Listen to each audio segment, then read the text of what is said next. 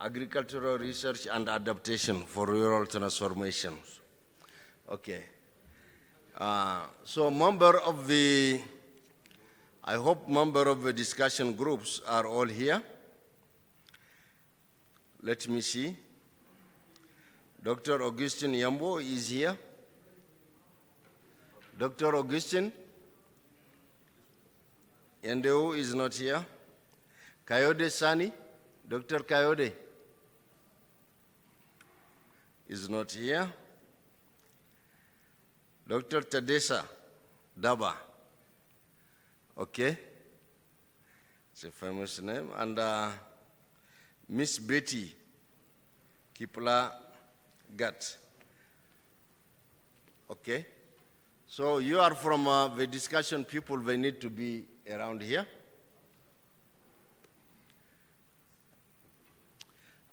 So the speaker is Dr. Antwi from Ghana, and I can see him, he is here.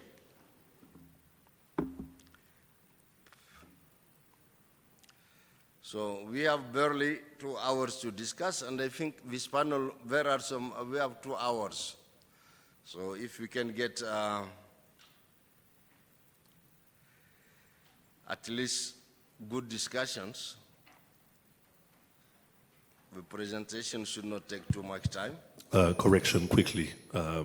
We have 1 hour and 30 minutes. We are 30 minutes behind. Huh? We have 1 hour and 30 minutes. We are 30 minutes behind. Okay. So meaning it's 2:45. We have until 4:15 to finish. Yes. Thank you. So I think the discussion group, please, can someone get to us Kayode to be here? And who else who is not here?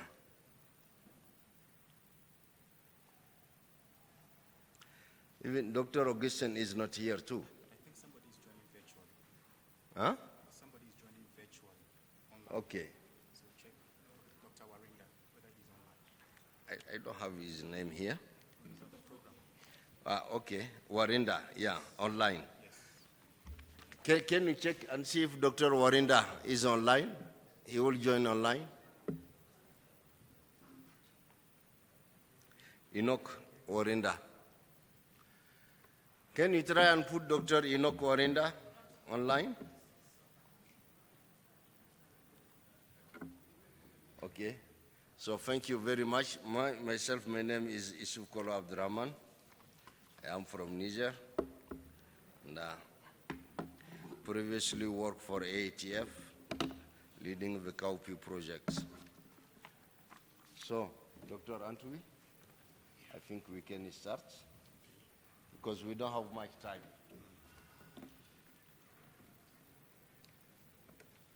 Where's my presentation? Yeah, can you make your presentations? I hope it will not take much time because we got barely 1 hour and a half for presentation and discussions. Thank you very much, Mr. Chairman, and welcome colleagues and participants for this session. As we have already indicated, we don't have so much time, so I'll make a very quick presentation so that we can have much time to discuss and to seek the views of the panel and also the participants. Before I start, I would like to thank the organizers of this event for inviting FARA to be here to participate in it, and not just to participate, but to also make a presentation on research and development for transformation in sub-Saharan Africa. Yesterday and this morning, a lot of the things I had already put for my introduction has been taken care of, and so I'll quickly go through them as a way to remind ourselves, and then I'll dwell much more on what FARA is doing in promoting research and development on the continent. So the first part of the presentation, I would rush through it. So briefly, we'll look at the connection between research and development and economic transformation, the contribution of R&D to economic transformation, the challenges, the status of R&D in sub-Saharan Africa, and FARA's efforts in promoting R&D on the continent, and we'll have a conclusion. So by way of setting the scene, in terms of the connection between research and development and economic transformation, we've looked at this yesterday, but the point here is that many a time we think that the relationship is linear. So once you have R&D improved, you have agricultural transformation that leads to economic transformation. But for the past recent years, we've seen that the relationship is actually not that linear, but these three elements influence each other. And so economic transformation has an influence on improved R&D, vice versa. Agricultural transformation has an impact on economic transformation and vice versa. And these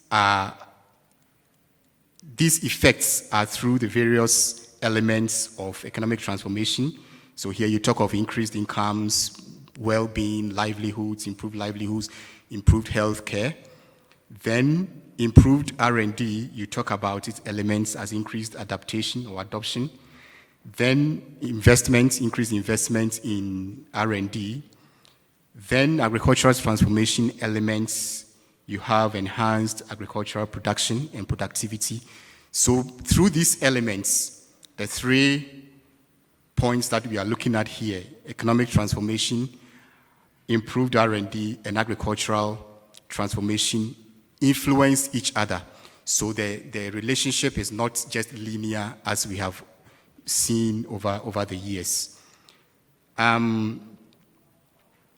Let me shift to the contribution of R&D, and we already know this, so I don't need to belabor the point. But the point I want to make here is that all the countries that I've developed here, I've cited Australia, I've cited US, I've cited South Korea. These countries have most of their development as a result of R&D and education. And so it tells us that no country can develop or can be transformed if you play with your R&D and education. This is already known, but then you can see the case of Africa. How much of our growth is attributed to R&D? Very small. And that is why we need to ensure that we encourage R&D development and have more investment in R&D. So there's a statement here that says that not only by rapidly improving R&D and creating the enabling environment that Africa can see transformation. Why? This is because the continent has majority of its population engaged in agriculture and lived in the rural areas. And so when we empower them and we provide the necessary environment for them to grow, then virtually we can have ourselves getting into that level of transformed economies. Now, of course, we want to get there, but there are challenges. It is not that easy. And like I said, yesterday we went through most of these things, so I wouldn't want to belabor the point. But these challenges have resulted in, compromising efficiency and returns on investment. We're having low returns on investment as far as R&D is concerned, because we are unable to take advantage of existing structures. So I wouldn't want to go through this, otherwise we have the duplication of efforts, low partnerships, amongst others. Now, let me briefly take you through the status of R&D in Africa or in SSA. And of course, there have been some growth when you look backwards, some years back till now, there have been some growth in R&D in terms of investments and in terms of outputs and all that. But then you realize from this table that I just compared some countries, Ghana, Nigeria, Kenya, South Africa, and Rwanda. And here you look at the investments that we make as far as R&D is concerned, and is way below the global average. So that calls for an action, and that calls for something to be done about that. Now, you also realize that this growth that we've seen over the years are coming from just few countries, just about 4 countries. And this growth, these 4 countries combined contribute to more than 50% of the growth that we are seeing. So that tells us that we still have a long way to go as far as R&D investment is concerned. This is just from the BR. That's the BR is the Binary Review Report that the African Union has commissioned and assesses countries' performance on so many indicators. I just picked one of the indicators, and this is the investment in agriculture. Now, in 2017, you realize that some countries were on track. Those countries in green were on track. I think Rwanda was even one of the countries on track. But then in 2019, the report indicated that all those countries, the gains that were made had eroded, and no country is on track as far as the investment in agriculture is concerned. Of course, you can argue that in 2017, the benchmark was 3.3, and in 2019, it was raised to 10. But of course, countries have committed themselves to invest 10% of their GDP into agriculture. And that is why the 2019 benchmark is 10. And you can see that no country in the sub-Saharan Africa could achieve that mark. And this is a cause for worry and a cause for action to be taken. Of course, these are other challenges to R&D on the continent. Like I said, these ones have been looked at yesterday. I wouldn't want to belabor the point, but there is an issue with the female scientists. While some countries are doing like 49, 50%, Africa is way below 18 to 31% of scientists are females. And so it also a cause for action to encourage more females into the R&D space. And when you look at the institutions promoting science or research and development in Africa, I divided the continent into the various parts. So we have the eastern, the western, the southern, and the northern part of Africa. And the figures show the performance of the various sections of the continent as far as institutions are concerned. Institutions here are the universities, the NARIs, the NAS, and then the other research, private research institutes that we have. These issues or these challenges we have with our R&D, has resulted in so many, issues concerning the agricultural sector. And we still have low levels of production. We still have farmers using rudimentary methods. And this actually has resulted in a cycle of poverty as far as Africa countries are concerned. And when you look at the graph down there, you look at the production of major crops. I call these ones as food security crops or commodities. Africa is not doing so well because of the challenges that I've already enumerated as far as R&D is concerned. So for over the past years, Africa research or researchers have focused on these areas to ensure that there's an increase in production and productivity. So there has been focus on trying to improve the productivity of crops and livestock, finding solutions to the outbreak of the numerous diseases and pests that we have on the continent, and ensuring that policies are well formulated and implemented to ensure that there's an improvement in the agricultural space. How do we do this? There are some suggestions here that we've offered. These are not new. Like I indicated yesterday, some of them were mentioned. We're asking for an increase in investments. We're asking for the promotion of policies that would ensure R&D development. We're asking for investments in research, that is in human resource infrastructure, at least to go up than the current 1% or less than 1% that we have on the continent. We're calling for the strengthening of research and extension. Here, the major point here is the co-creation of technologies and innovations with farmers, and the improving and functioning of the science policy interface. Yesterday, we spoke so much about the science policy interface, the need to improve it. We need to shift from the point where scientists see themselves, in a silo, and then also see policymakers in another silo. And so the idea is, let us have our research, come up with a policy briefs, and let them consume it. This time we are preaching, or we are encouraging co-creation of research, so that by the time research outputs are out, policymakers are aware of it, and then they are able to embrace it. Scientists must also try and understand the political dynamics. We don't just get up and come up with research outputs. We should have outputs that politicians or political actors or policymakers can easily buy into. Of course, there's a need for regional integration. I've already spoken about low level of partnerships among African AR4D institutions. But here we're asking that there's a need for us to ensure that we increase or improve this kind of integration. More because more than 70% of research institutes are quite small, and so they need that kind of collaboration to be able to, as it were, undertake most of their activities.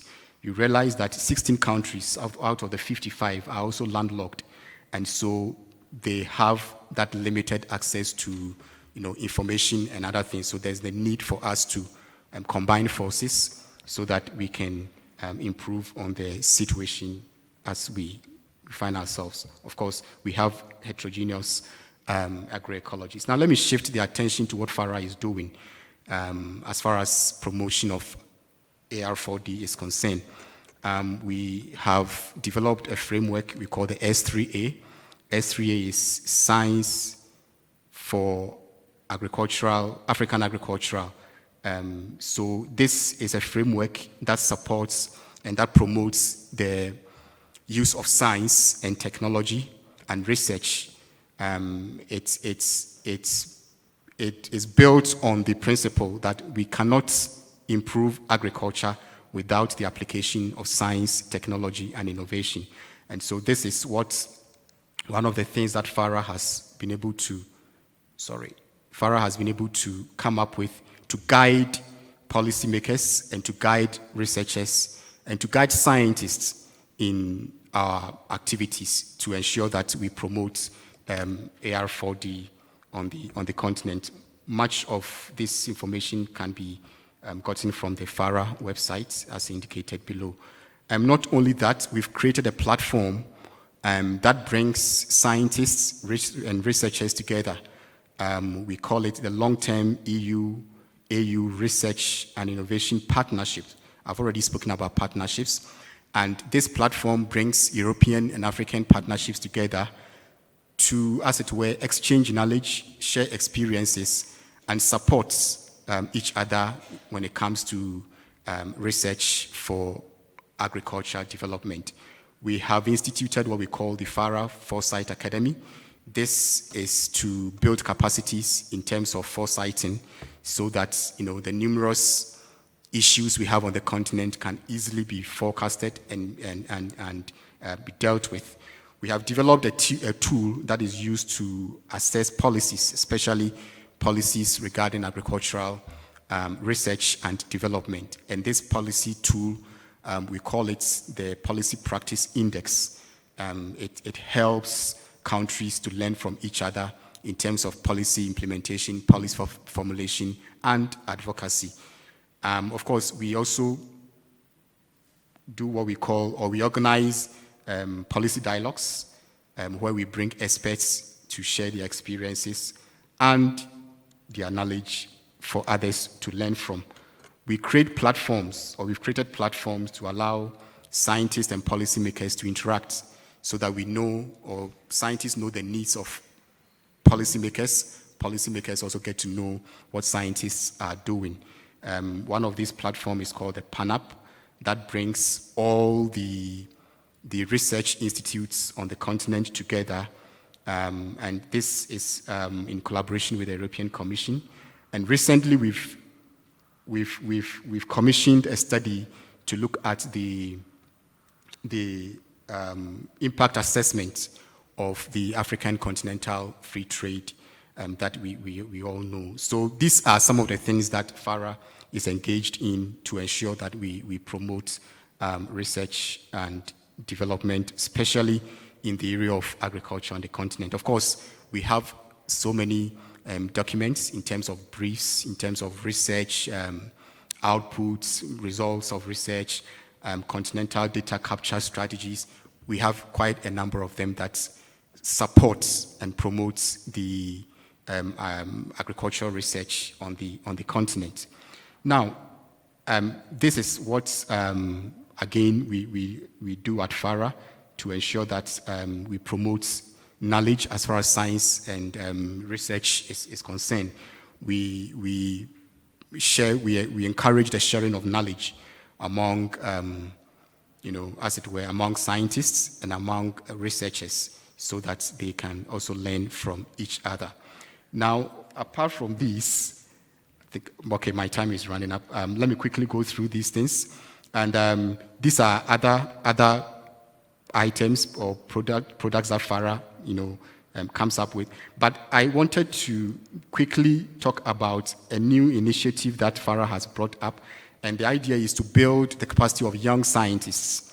Okay, so here, the point is that we want to build the capacity of young scientists so that they take over whilst we depart or we leave the scene. And it's called ARIFA.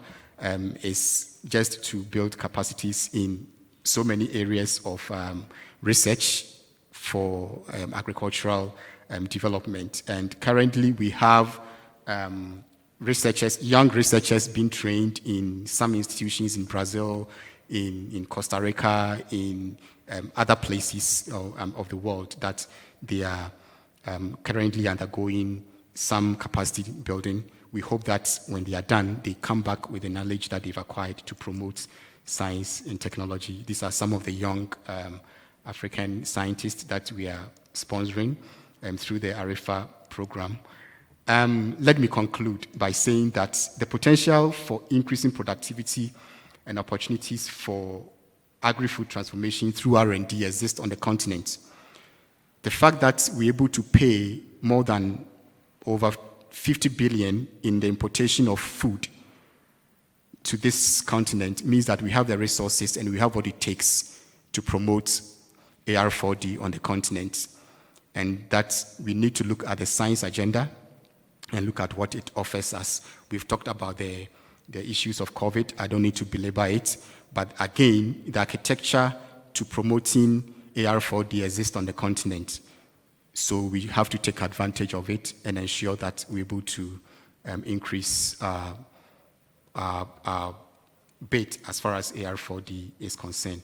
And these are areas where you can get more information, learn more about other scientists, and have collaborations with them. Sorry, I needed to run through it, but on that note, I wish to thank you very much for your attention. Thank you. Okay, thank you very much, Dr. Antwi. I think you didn't take too much time. So if you have to summarize, Dr. Antwi showed us that research and development are very essential for economic growth. And in return, economic growth also enhances research and development. So the relation is mutual, and one feeds into the other. And he had shown tables that for some of the big countries, the part played by research and development in their growth is very high, around 50, 60, 70, all the way to 80%. But when it came to Africa, research and development, if the figure is less than 0.5. I think it was 0.113 or something. I wrote it down. So from there, the need to improve our research and development, he showed it, and what FARA tend to do to improve research and development in the continent. So these are the different things he mentions, if I have to summarize his point of view. Now we got our panel. Dr. San Kayode, I see you are here. We were able to get Dr. Enoch, and he was supposed to be online. Dr. Enoch is supposed to be online. So for the discussion panels, I will ask any of the colleagues here if they have anything to add, from their experience, what they have to add, and we give the floor to the discussions because you need to get discussions. You will get questions, I think, from public, and you will have to answer. Not only Dr. Antwi, but any one of you can give the answer to the questions. Or they can say the question is to this member of the panels. So, member of panel, Sani, do you want to? Because Dr. Augustine is not here yet, so you came late, but you are first one. Tell us what do you have to add, any from your experience, whatever you have to add on the subject. Yeah, thank you very much. Thank you very much for your presentation. That was very enlightening. And basically what I want to add is that when we are doing research and development, we have to put, it has to just be at the background that we put the end user at the back of our mind, and they are involved in the development of the product, which is called participatory approach. And what that helps to do is that it helps the impact of the kind of transformation that you are targeting to be actually adopted and uptaken by the end user, which help them to actually believe that they are part of that technology, and it helps to claim ownership. And what the ownership does is that it makes them to want it to succeed. And that is important. And I think there are quite a lot of technology which have been developed and that have really helped it to contribute to the transformation. Since I'm talking on rice, one of such technology is the NERICA product development, which was initiated through a participatory approach that involved the end user from the beginning, and that actually helped to develop products that the end user wanted, and the diffusion became a bit easier across the continents. So I think what our keynote speaker have talked about, Dr. Kwaku, is that we actually need to create that kind of environment from the beginning of the research, and not just developing our research for academic purpose alone, but for impact at the grassroots level, downstream. When research starts at upstream, let's incorporate it downstream, because the end product is meant for the downstream. I think that's just one small addition I want to add, so that it can enhance adoption. Thank you. All right. So if we continue, Dr. Tadesa. Thank you very much, Chair. And I also appreciate Dr. Kwaku for enlightening presentation and the good points as well. I think you all agree with me, like in the general truths, that research and development is vital in any sector, in any technology. And we can simply take the case of COVID-19, and by the time it has occurred, most of African countries used to send the sample simply for PCR test to either South Africa, then Senegal has started, I think, and gradually, as the science advances in the countries, build capacities, every country has got the capacity of doing the test. And then came in 2.5 years, the vaccine, and the current development has happened. And this scenario works for all sciences in all sectors. including agriculture. Generally, the challenge in Africa I see is the research and development has a long-term return, which doesn't encourage many investors. And unfortunately, in Africa, most of the investors are not scientists, and that discourages investment in this field. And the other thing is dependence of most of African countries on natural resource and agricultural produces and raw materials, which is depleted, which doesn't continue and unsustainable. Technology is much more sustainable. You can take best example in this world like Japan has no natural resource but excellent human capital in the technology with sustainable development, as you know. The other thing is wonderful and excellent, but communication now, as I see in Africa, is much moving ahead of the hard science, the actual practical capacity. There is a repeated quote by scientists like Andrew McLean, for example, theory without practice is a fantasy, and the practice without theory is chaos or mindless. So we need to balance. Most of the time with apology, I do feel in Africa we say much without the proper capacities on the ground. So there should be a wing, especially government actors and policy makers should focus on the capacity building aspects in the hard science as well, even though the communication is excellent. And if you see most of our documents, especially, I can refer that of Ethiopian, we do have many excellent documents with vision based on the products or outcomes of research and the development, but very small attention given to the capacity building in research and development. So African governments should focus on long-term worthy investment like and foresee and identify potential innovative areas like it can be ICT, artificial intelligence, and from bioscience, you can take biotechnology and synthetic biology, many more to come. So governments should pay attention and be proactive in identifying potential intervention areas in the future innovation areas, especially in science, technology, innovation, education, and the development, particularly seed systems targeting the rural community. Just I wanted to point out, for those of you who don't know, there is Gazira irrigation constructed or developed by British, I think, long decades, but properly functioning still, which is very much sustainable. And we need to forge this kind of partnership with developing countries as well, instead of solving just acute problems.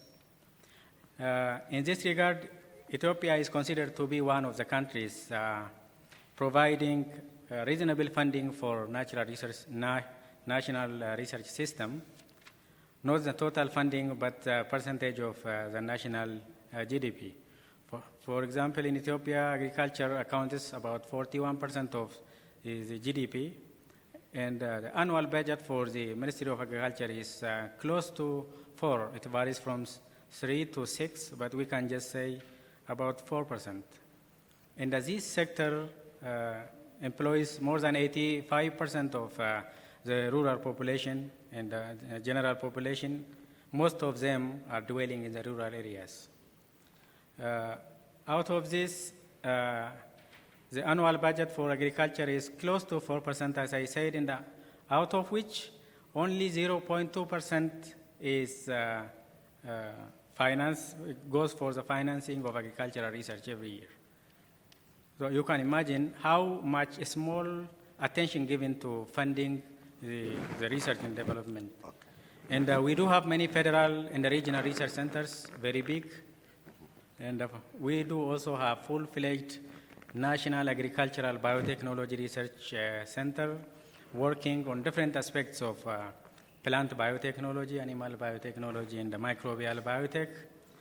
And we do also have a full-fledged institute called Bio and Emerging Institute, established in 2016, coordinating all the agriculture, health, and environmental biotechnology in the whole emerging sectors. In this regard, we have many outputs in tissue culture, for example, many molecular breeding techniques, and also we are trying to own technologies in genetically modified organisms, and we do have also on genome editing activities. In EIR, Ethiopian Institute of Agricultural Research, we do have more than 12 technical sectors, among which biotech is one. There are crop, livestock, natural resource, and more than 1,000 varieties have been developed, with only less than 100 varieties went to the rural community for use. So in biotech, we have released BT cotton in 2018, and we got a special permit for lead blight resistant potato. We have also released drought tolerant and insect resistant maize this year, and we also got CFT permit for BT and the glyphosate tolerant BT cotton.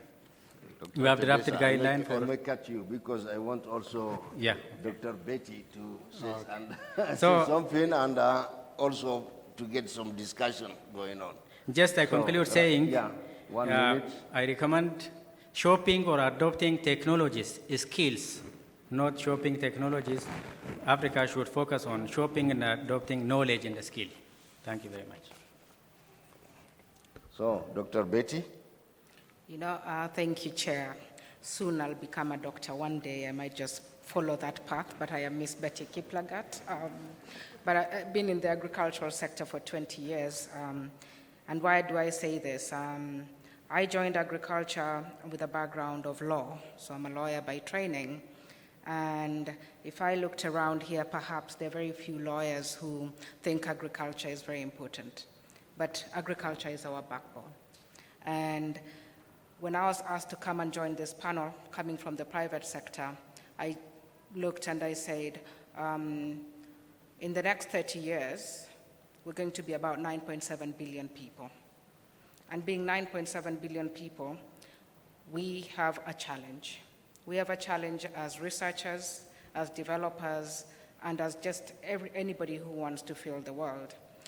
We have a challenge that we've just come through. We have COVID, we have the Ukraine-Russia, we have climate change, and we also have resource scarcity. But these all challenges, we don't see them as challenges. I see them as opportunity for the private sector to engage with the public sector, to come up together in 3 ways. We have to bring up public-private partnerships, we have to collaborate, and we need to bring our governments along. If we don't bring our governments along to come up with policies that will be helpful, no matter what we do, we're going to end up with technologies on the shelves. I have a bias, Mr. Chair, because I worked with CALRO, which is the National Research Organization. So I've seen it from the public sector and from the private sector. Over the years, when I worked in the public sector, there was the idea of publish or perish. I do not know whether that's still the way that the scientists go, that you must publish or you must perish. You must publish so that you can be promoted. But what is important, as Kayode had mentioned, when you want to do research, I think it's imperative that you do research that is going to be addressing a critical need in any given country. The critical need could be fall armyworms, like we had recently. What are we doing as private sector, public sector, to address the challenges presented by fall armyworms? Because nobody else is going to come and solve it for us. What are we doing to address the potato blight diseases or whatever cassava brain stick diseases? Diseases that are unique to Africa.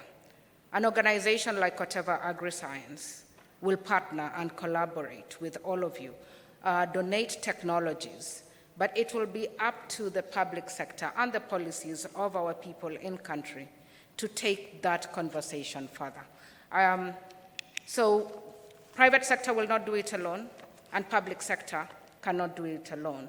For many years, I know it was the public sector that was driving research and development that was very important for Africa. But obviously, there is no funding at the moment.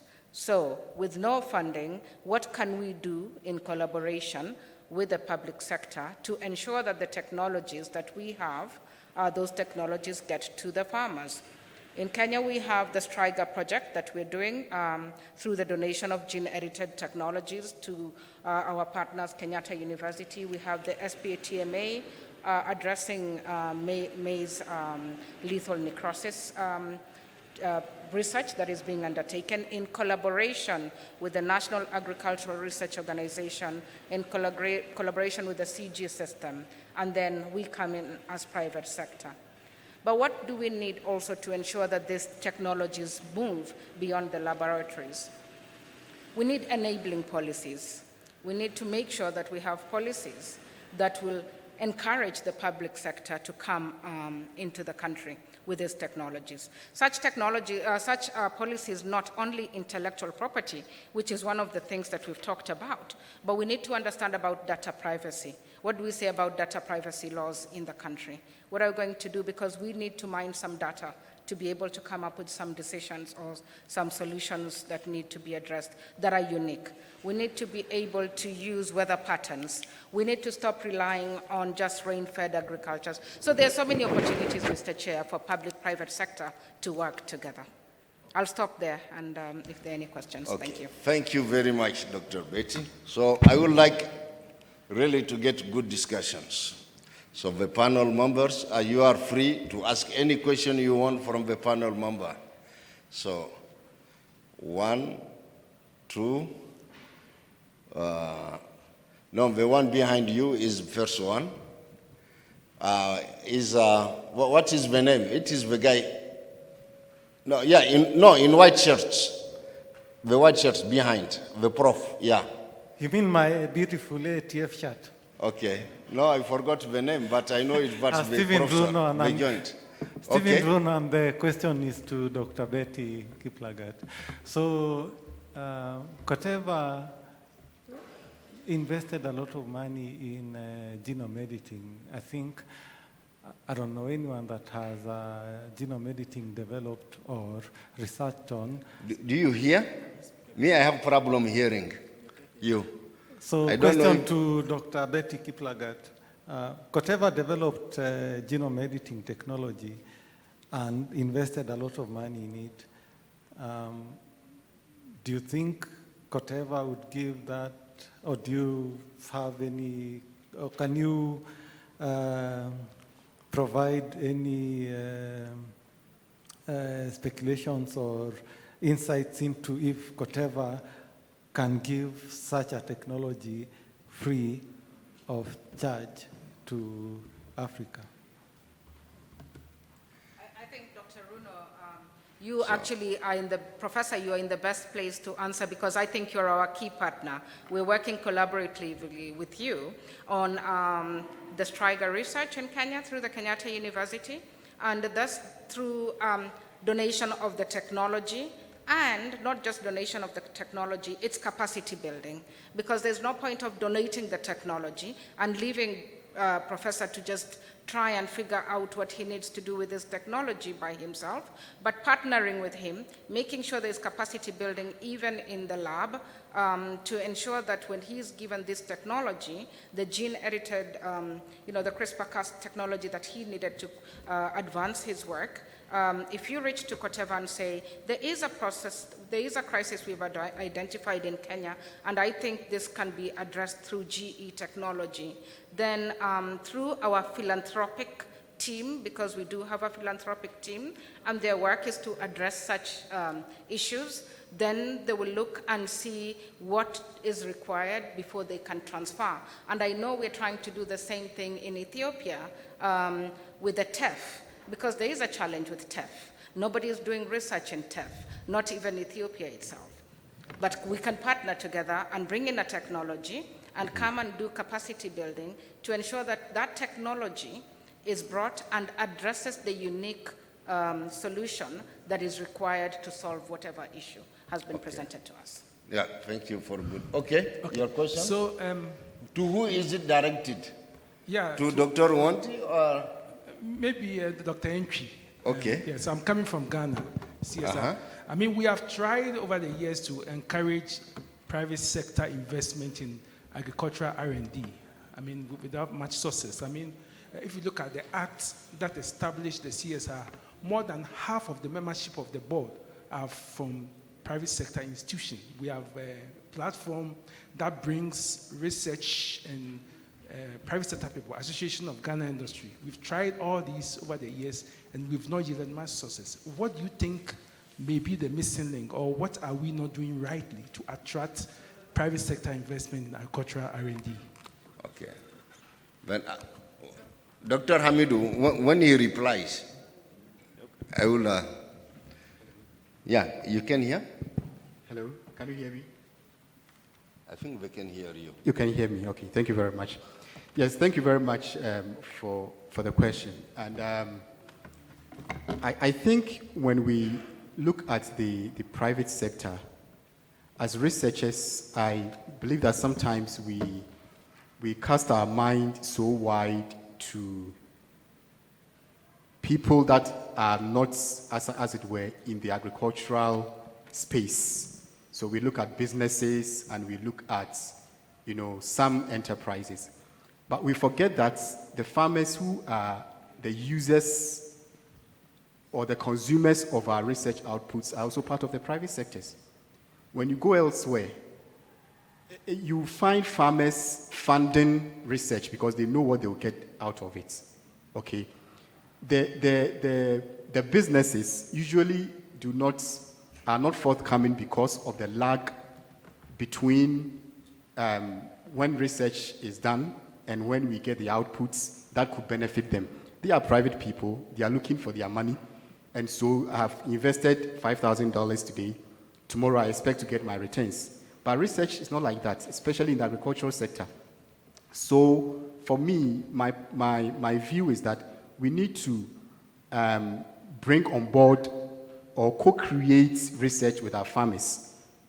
They're also part of the private sector, so that they get to understand what they stand to gain from our research outputs. And believe you me, I think when we use that approach, we will get them on board, and they can come together as associations. They can come together, look for money. Farmers are rich. My experience with them is that they are rich, but sometimes we think they don't have money, they are poor, and they don't have the resources to support us. They do, but they need to see how our outputs would impact their lives before they come in. So maybe let's bring our minds home and work within the private sector within our space. That's what I can say to that. Thank you very much. Okay. Dr. Hamidou. Okay. Thank you, Chair. Dr. Amidou Traore from Inera, Burkina Faso. My question goes to Dr. Kwaku from FARA, but also my friend from Ethiopia can say something about the problem is you didn't talk about the adoption, the problem of adoption. But I think what Kwaku mentioned 1 minute ago can try to answer this question. Because I think it was in the morning, one presentation shows that we have a lot of technologies. Some are in the laboratories, they cannot reach the farmers. And during your presentation, you didn't talk about the tools for dissemination. What are the problems we are having when we have our technologies and we want to reach the farmers? This is my question. Thank you. Okay, yeah. Thank you very much. Thank you very much for the question. Adoption, yes, it's something that we all know is very low among our farmers or the users of. From my personal point of view, I think she mentioned it, that we have so many research outputs on shelves, and maybe we also need to look at, incentives. How do I put it? The scientists, you know it better. We promote, or you are promoted based on research you've conducted and publications you have made and blah blah, a whole lot. So we are all in a hurry to come up or to develop something. I worked in northern Ghana, and there's a research institute there, and within a short space of time, they had released different varieties of rice. So I was asking myself, how are the farmers going to? It's like they are trying to adapt to this one. The cycle wouldn't be completed, then another variety is released. Then it goes on and on like that. So it doesn't give the farmers the time to really study what is on the ground and adapt it before another one comes in. Because somebody is looking for publications and looking for something to be promoted with. Okay, so yes, I understand there is low adoption rate among farmers. Again, like I indicated earlier, if we make them part of the creation of the solution to the problems we find, I believe adoption would increase.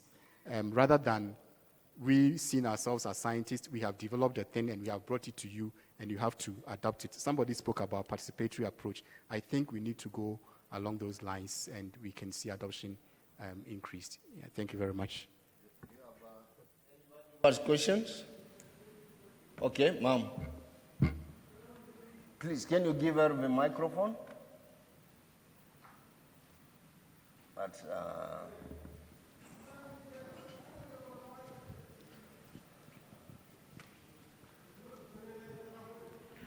Thank you for the discussion and even the response just now by Dr. Kwaku. Because one of the things as I listen, like when you're giving your presentation, I was wondering, when you're talking about the contribution to R&D, is it possible to differentiate between, is the investment actually in the research or in recurrent expenditure, in paying salaries, maintaining, and all that? Because I think often when you have the recurrent expenditure paid by the government, then you have researchers who have no money for research, then they'll go to donors, the development partners. Then when the development partners are the ones setting the research agenda, somebody said yesterday, he who pays the piper calls the tune. Then that means then the research will be done maybe for the sake of research. Maybe that's why adoption is so low, because we'll do research. When the donor funds are over, we look for the next funds and start the next thing. We've not followed it through. It may have been something we worked with the farmers at the start, but since it was, the way it was funded was a short term, we moved to the next agenda. So then, I mean, so that's what I'm wondering, who is actually calling the research agenda? What is the contribution of the government to R&D? Is it to actual research or to recurrent? I think this is to Dr. Kwaku, isn't it? Or to anybody? Okay, so for you first, and maybe... Let me make a comment before maybe the other panel members also speak about. Yes, so what she's saying is true, and research has corroborated what she has said. When you take data, when you look at the data, and you look at contribution of, public and then donor contribution to R&D on the African continent, you realize that governments of Africa contribute more than what we get from the donors. But then the point is that most of the contributions from governments end up in salaries and other things that are not directly, in terms of like infrastructure, lab equipment and those things. those ones are usually funded by the donors. But then the salaries and other services are things that the public, because whether I come up with a research solution or whatever, my government will still have to pay me at the end of the month. So you realize that government contribution is though higher, but the actual contribution, the contribution to the actual research in terms of infrastructure, in terms of the things the scientists use in conducting research, reagents and all those things, government expenditure in those areas are quite limited. Okay, so what you are saying, I agree with you, and that is the right observation. Thank you. Okay. My friend from Nigeria, you want to add something? Yes. I think the question that have been asked so far, when we look at them critically, a lot of them they're all intertwined and linked together, leading to adoption. And when you look at the first question, why is private sector not getting involved in research and development? And the one on adoption and the one on funding, all these narrow down to the way our research for development is structured. And I may want to tweet that in another way to ask, is our research actually for development or our research are for academic purpose? So if we're able to answer that question, then we'll begin to see the right approach to apply. If we apply the right approach, it's going to become easier for us to actually get adoption. It's going to be right for us to actually get private sector involvement without even total commitment of the government, apart from creating the enabling environment and the will to make sure the research continue. And I give a good example. Permit me to use the hybrid rice technology, which we have developed at AATF as a case study. In the process of developing this hybrid technology, we learned from a failure of previous hybrid technology that have been tried in Africa, where we bring in the hybrid from outside the continent, and the yield were fantastic. However, by the time you put them on farmers' field, I take example of the case of Burkina Faso. When you throw them to Vallée de Cou in Burkina Faso, everything consumed by iron toxicity. And at the end of the day, this is a fantastic high-yielding technology, and you want the farmer in Vallée de Cou to adopt it with its iron toxicity without addressing that iron toxicity. So I think our research should be for development, and if it's for development, it has to be a downstream going upstream, not upstream coming down. Because at the upstream, we have what we call passive problem. And while the actual problem is downstream. So if we start from downstream, it shows that you know what exactly the problem of the farmer is. And I give you for the hybrid rice case study we are developing.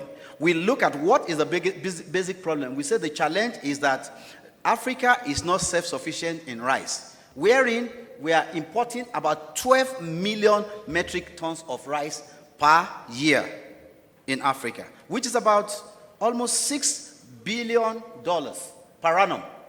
That is forex that Africa lose to external people that already have resources. We take that resources and give to them, whereas we have the land mass that can help us to produce this. And how do we address this?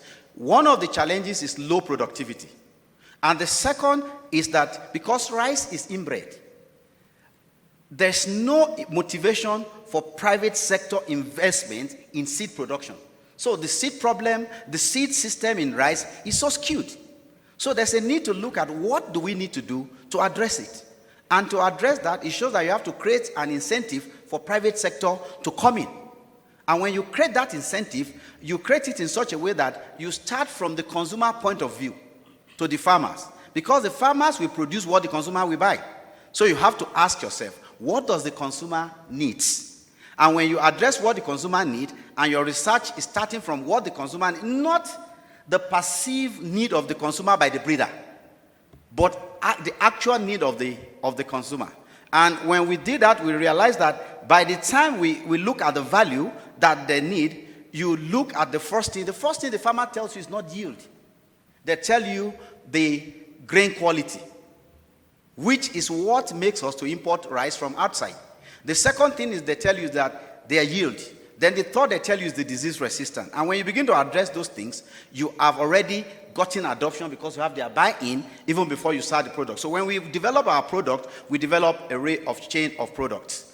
And because the yield, we put into the consideration the private sector interest. What is the private sector interest? The seed company. Their interest is the yield of the seed, not the yield of the grain per se. The interest of the farmer is the yield of the grain. So you have to develop hybrid that has good yield in terms of seed, and then that can give you good yield in terms of grain for farmers.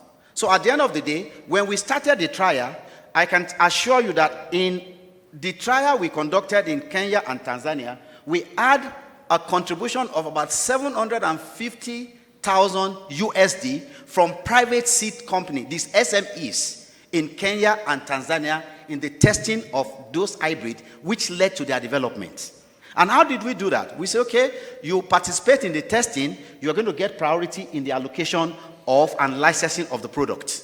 So that motivated this SME who has no capacity to develop it, to contribute to research.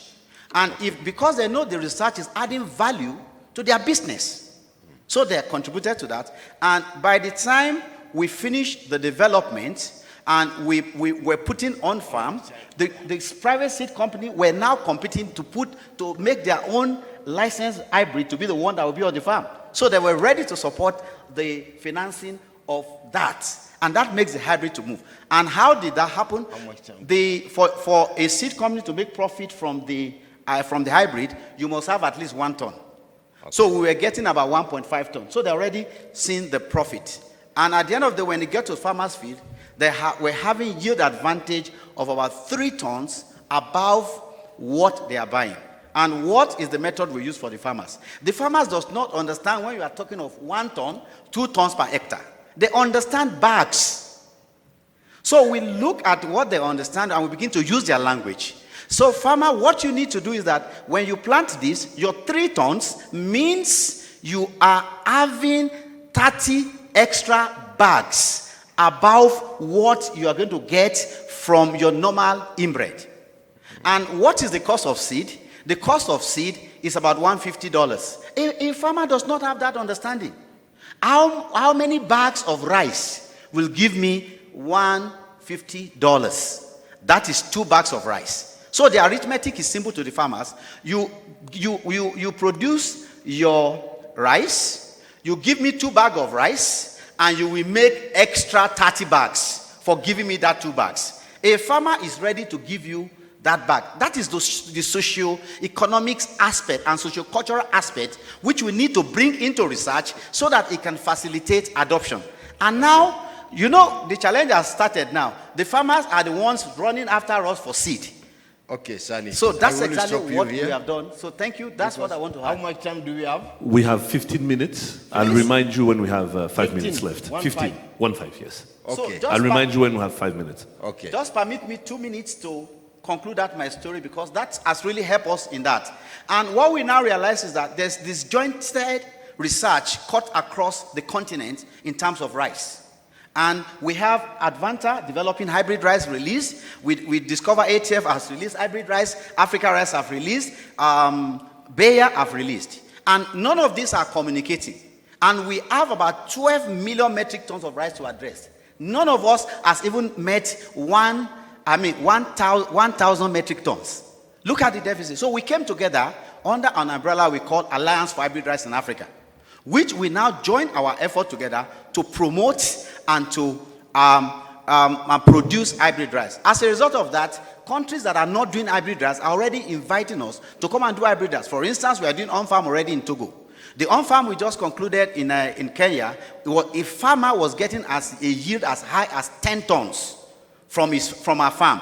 And compared to the normal variety they grow, which was giving them just about 4 tons. So that's about 6 tons extra, which is a lot of money to the farmer.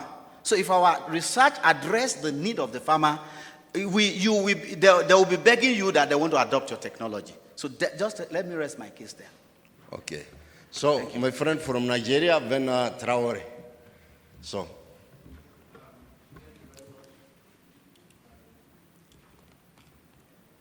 Yeah, I think we can hear you. Yeah, thank you very much. Once more, my name is Kop Eb Dabugat. I am coordinator of the CADAP Non-State Actors Coalition. I have a quick question for Betty? Yes, Dr. Betty. And this is around creating enabling environment. You talked about enabling policies. I wanted to ask if you had some specific points on your fingertips on how this can be done as a form of recommendation. Then secondly, I just wanted to talk a little bit to join my voice to Dr. Sani. I don't understand all this science. What I understand is people and how they behave in society. And for me, I think it is simple. Business will always throw its weight behind ideas that are solving problems in society for people. And of course, once you are able to do that, to get ideas and STIs that solve problems for people in society, then business will definitely look for you to throw their ideas behind. But then, two questions need to be asked. One is, how and to what extent are you working closely with the end users to be able to get them to understand your technology and to buy in? In fact, right from the point of definition, what are their needs? Are you taking those interests into account? And then secondly, you are also talking about the ethical, dimensions of what can go wrong or what can, affect them, which they may not know. They may not be that sophisticated to know. So, for me, those are the issues around business. Okay. So, maybe Traore, before the answer, I will let Traore give his questions. So, thank you. In fact, Dr. Sani has said everything, but I would like to share my experience because I've worked as a virologist for 15 years before I've shifted to breeding. And I was surprised when my brother from Ghana was telling that when we bring a variety to a farmer, we don't wait for that variety to be implemented, to show its performance. I think Dr. Sani has clearly responded to that, because when I've started with breeding, my own institution showed about 60 varieties of rice available, but only few of them were cultivated by our farmers, meaning that not all varieties were well known by farmers. That means some researchers have worked hardly, spent money, and developed this technology, and they hardly get to farmers' hand. And what we learned from our school, I think this is another generation of breeder. We go for participatory rural appraisal. That means we need to know the criteria of preference from farmers. And then we combine with emerging constraint. Therefore, which means farmers are involved from the beginning. Even for parental choice, for breeders, they will understand. We know how we go about parental choice, and we check together different traits that we want to combine within a particular variety. That means on the way going for research, we'll involve them in participatory varietal selection. That's what happened with the Nerica varieties. And then we end up with, by sees believing, eating is believing, all these things. Then even the demonstration field are perspective. So in this case, farmers themselves will be, asking for this variety because they are together with the researcher to develop the variety.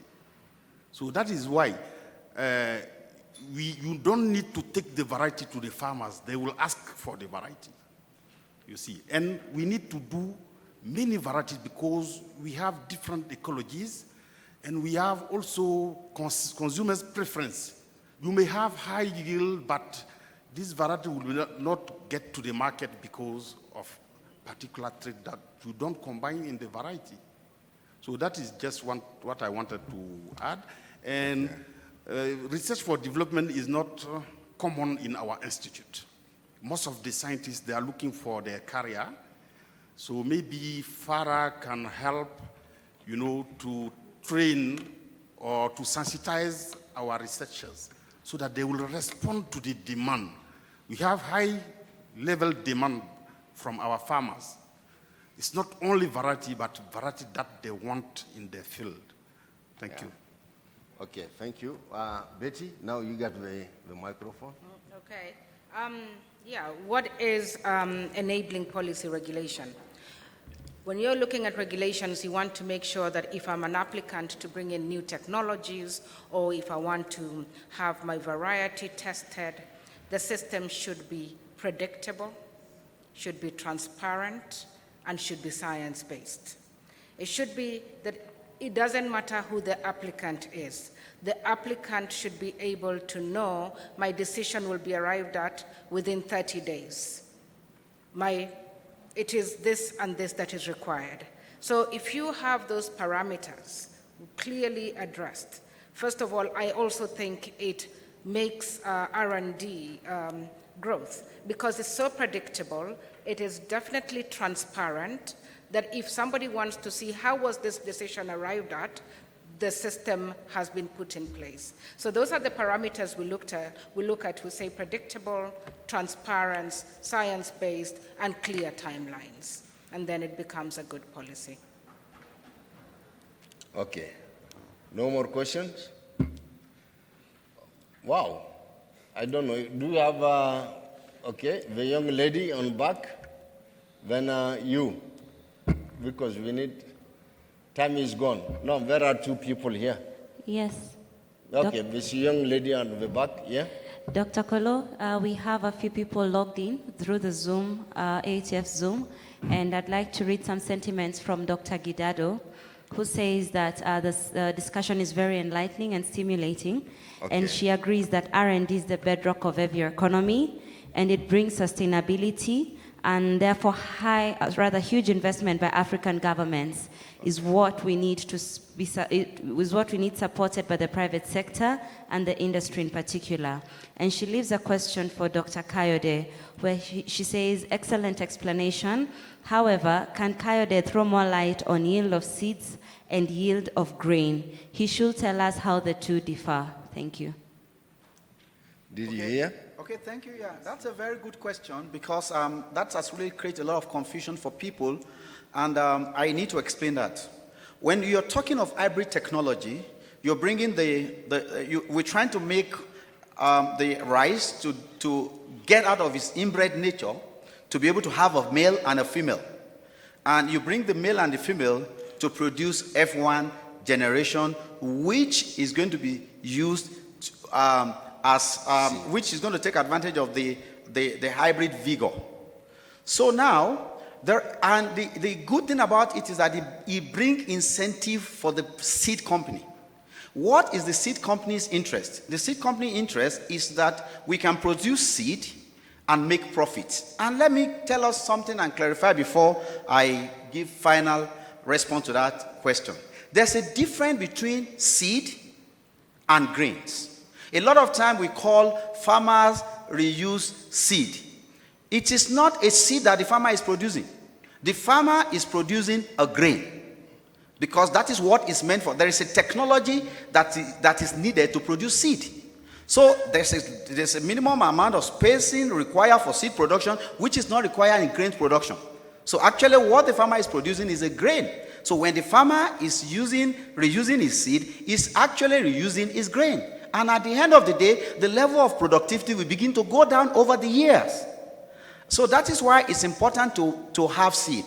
And the seed is a business of the seed company. And when we talk of seed company, I want you to remove from your head the big seed company like Corteva, like Monsanto or Bayer, like Advanta. Come to think of a seed company like Freshco in Kenya.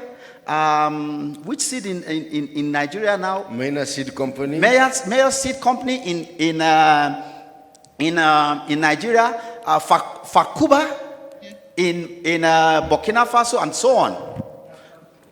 Nafaso in Burkina Faso. All those small seed companies are part of the important seed companies we are talking about. So now, if those are able to produce seed, their interest is that when they produce seed, they are able to make profit.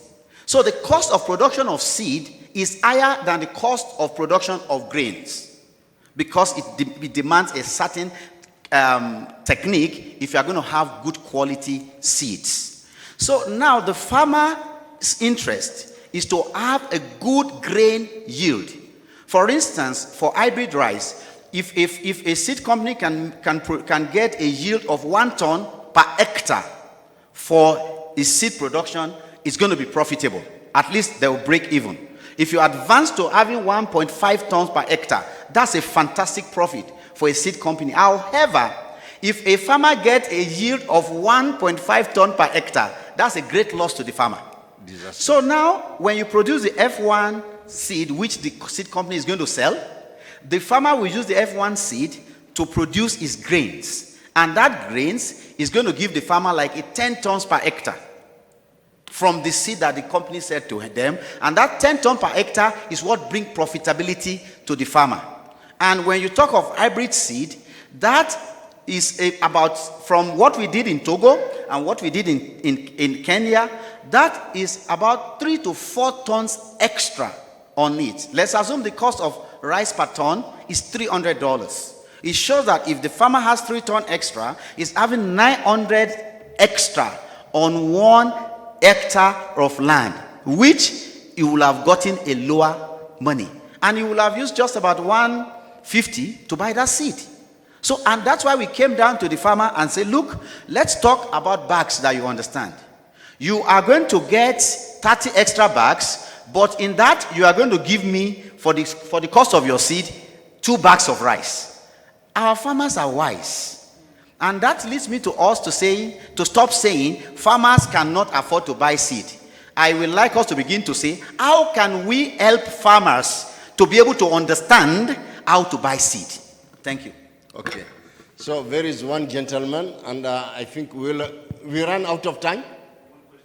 One question left. Okay. All right, thank you. I like the explanations by Dr. Sani, but I also wanted to bring another angle, especially of the role of government in making priorities. Because some of the research we're having, which seems to be ad hoc, is because the scientists are also looking for money to continue with their career. But if the government had made priorities and decided that they are going to focus on a particular research area and make sure that they are going to fund it because it's a national priority, then this can have consistency, because it doesn't matter whether it's a scientist who is working on it and transfers and goes elsewhere. Other scientists will come up and pick it up and continue until the government achieves its goal. So I think there is, it may not be all the cases, but in a number of cases, we may need the government to say that this is our priority and consistently fund or see how that research is going to be funded until the product is achieved. Thank you. So I think this is not a question, it is just an addition. Thank you very much. I want to thank our discussion panels, Dr. Tadesa, Dr. Sani, Dr. Betty, and also our presenter, Dr.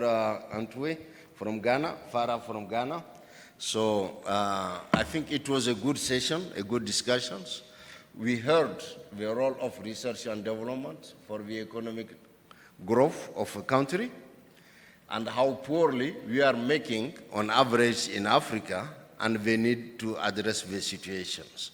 So FARA and the research institutions and others, and we are working together. I think you got people like Betty and others, you need to work together to get our young people who are involved in research. But there is one thing very important, Dr. Traore and others tell you, is the adoption rates, which are very low, we need to improve it. And also the young generation of scientists, they need to be mentored and to be trained. Our research institutions, especially in West Africa, the quality of the research, most of the scientists are old like me or Dr. Traore. We are on the way going, and really the science quality is down in West Africa. To my knowledge, it is down. There is no way. You cannot just, the national research institutions, this is an addition, I am giving you information. The national systems are weak in West Africa. I don't know about Central and East Africa, but in West Africa, it is weak. We need to do something to improve the national research institutes, the national research systems, to rebuild them again. So thank you very much. Thank you very much. Give them a hand of applause, ladies and gentlemen. Thank you. All right, thank you. Thanks to the chair, thanks to the panelists. And now, ladies and gentlemen, this resumes the first session. We're going for a coffee break. Same area. We'll be back here in 20 minutes. Let's be back here by 4:30 for the last session of the day. Thank you very much.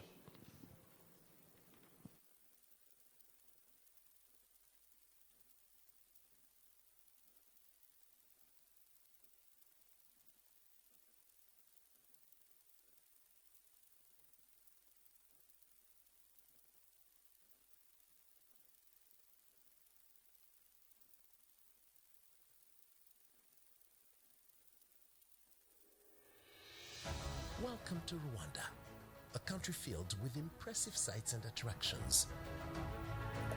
From spectacular scenery to fascinating wildlife, Rwanda is ready to satiate your sense of curiosity and love for adventure.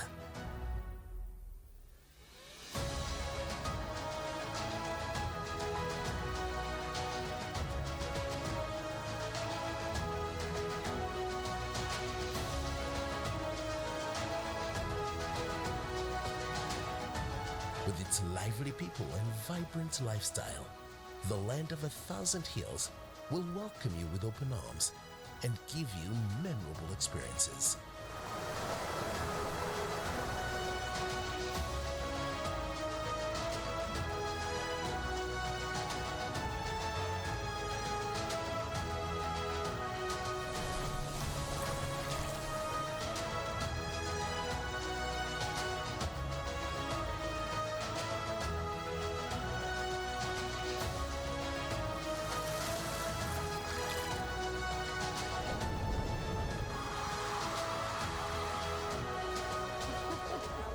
Enjoy remarkable Rwanda.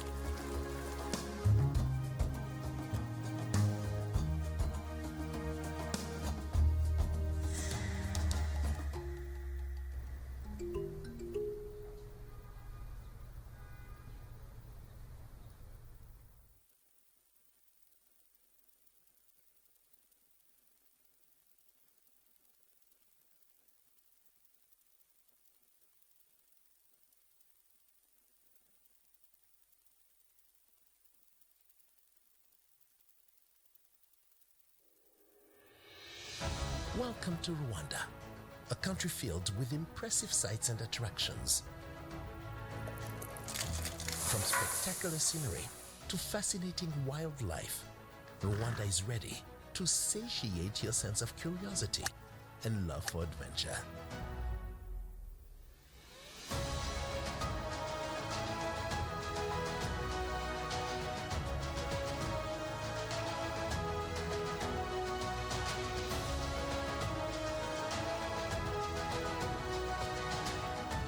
With its lively people and vibrant lifestyle, the land of 1,000 hills will welcome you with open arms and give you memorable experiences.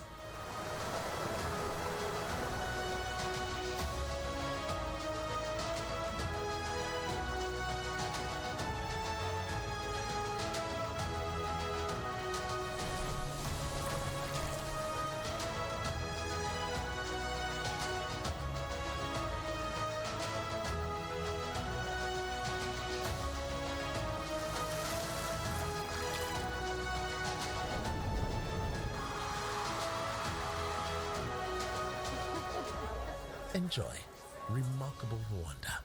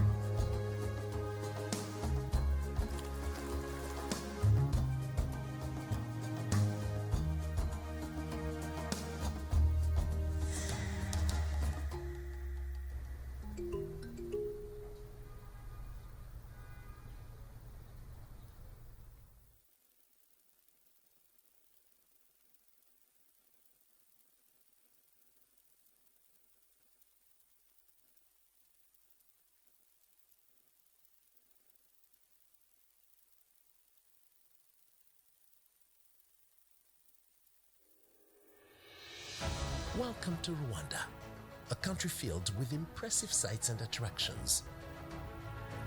From spectacular scenery to fascinating wildlife, Rwanda is ready to satiate your sense of curiosity and love for adventure.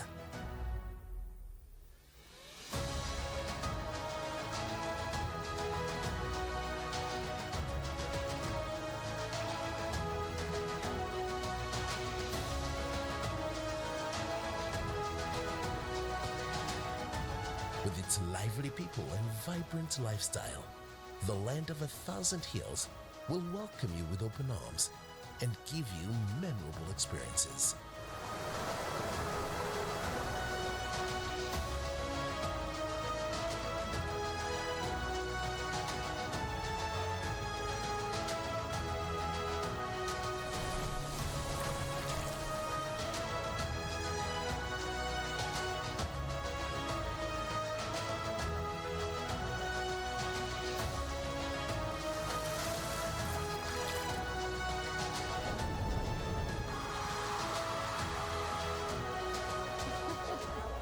Enjoy remarkable Rwanda.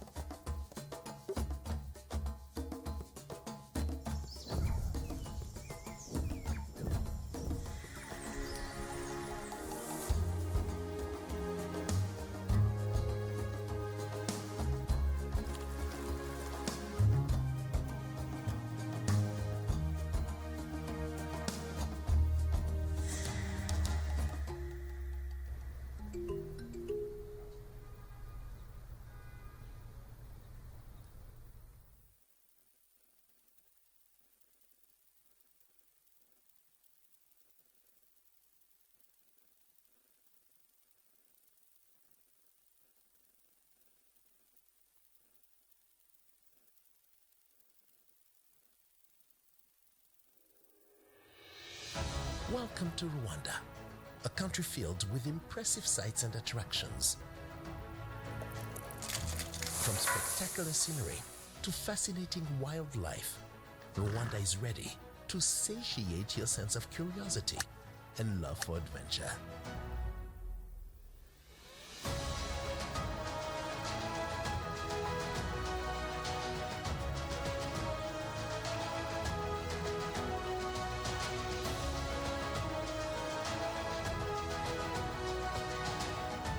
With its lively people and vibrant lifestyle, the land of 1,000 hills will welcome you with open arms and give you memorable experiences.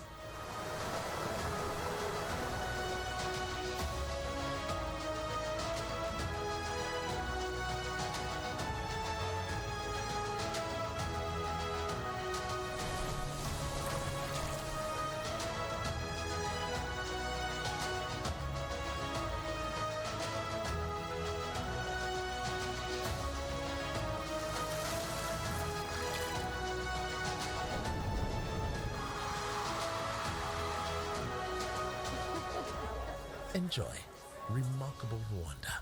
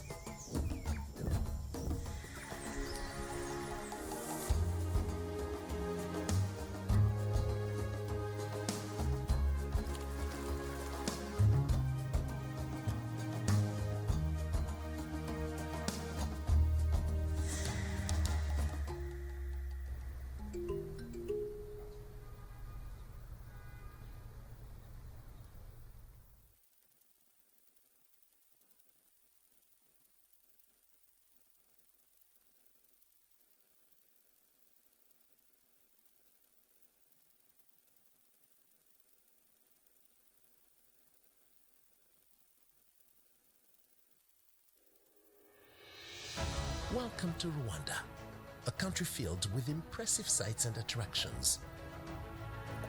From spectacular scenery to fascinating wildlife, Rwanda is ready to satiate your sense of curiosity and love for adventure.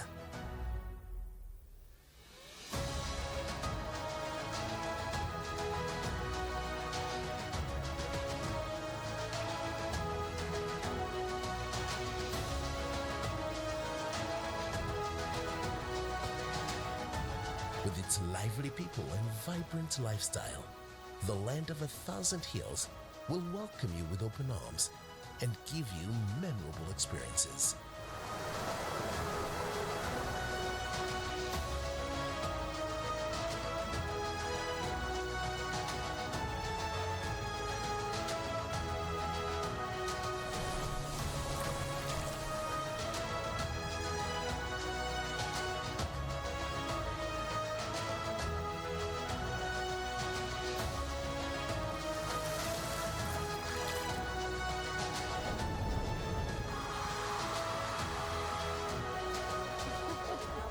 Enjoy remarkable Rwanda.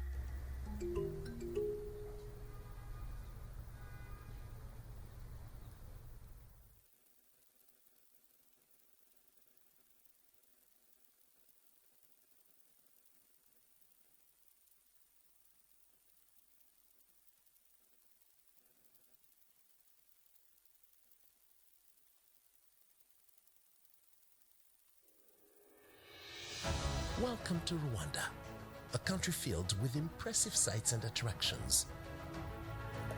From spectacular scenery to fascinating wildlife, Rwanda is ready to satiate your sense of curiosity and love for adventure.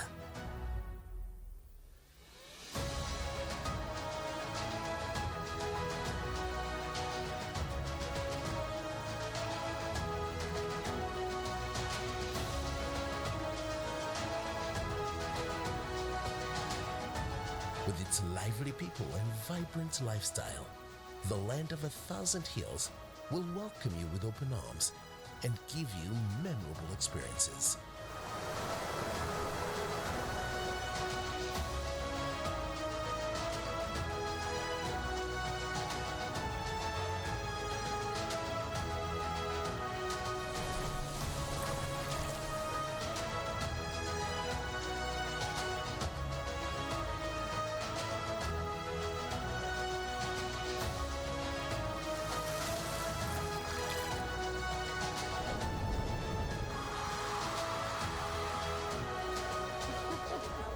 Enjoy remarkable Rwanda.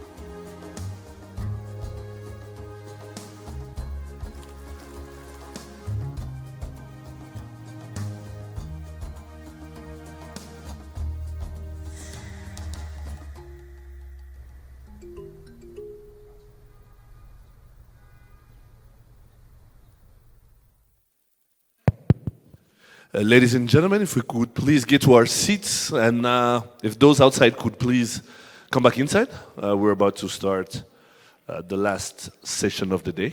Thank you.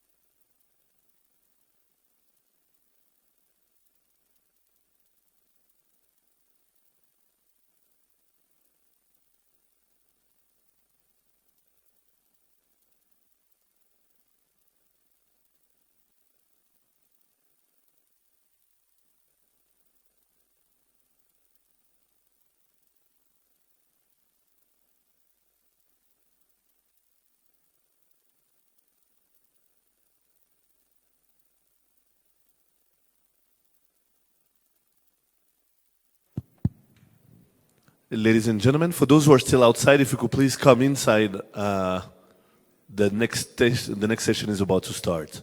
Thank you.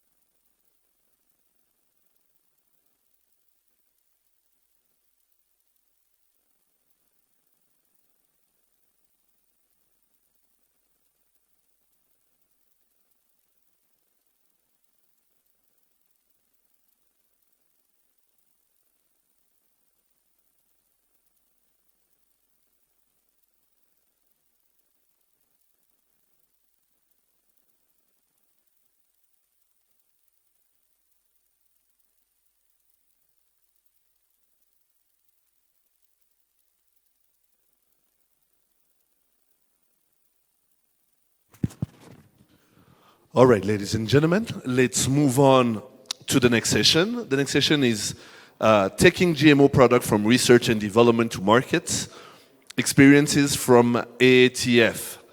The chair is the Honorable Monica Chayanganamuno. Is she around? Oh, okay, wonderful. Honorable Chayanganamuno, Minister of Education of Malawi, will be chairing the session. Ladies and gentlemen, let's please get to our seats. Thank you.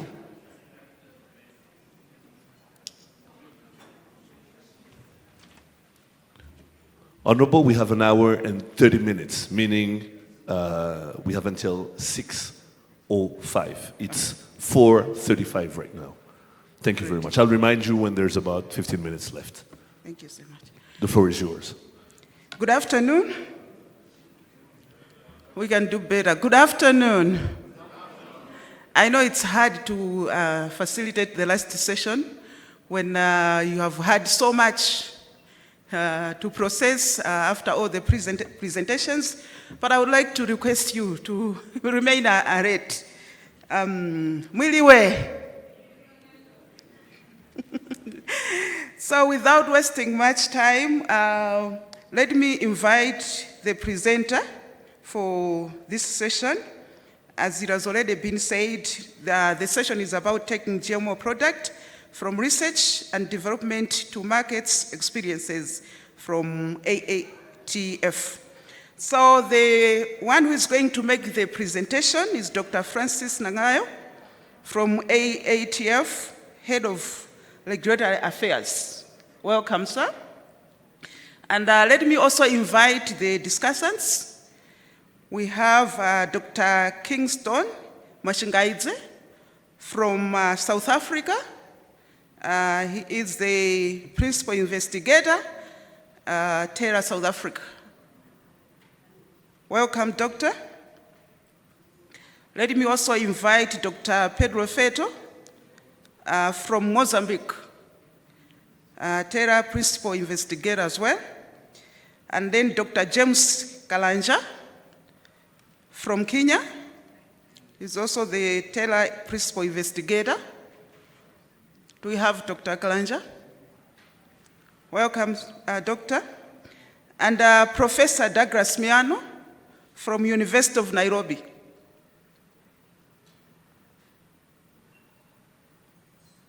And next we also have Dr. Yusuf Kolo from he's an independent consultant from Nigeria. From Niger, sorry. And Dr. Eddie Gatroli from, this one is an OFAD coordinator from Burkina Faso. Wonderful, I think I have all the people I need, and therefore I'll go ahead and invite the speaker to give us the presentation, and then from there, we are going to go into the discussions. So, Dr. Francis Nangayo, we are all yours. Thank you.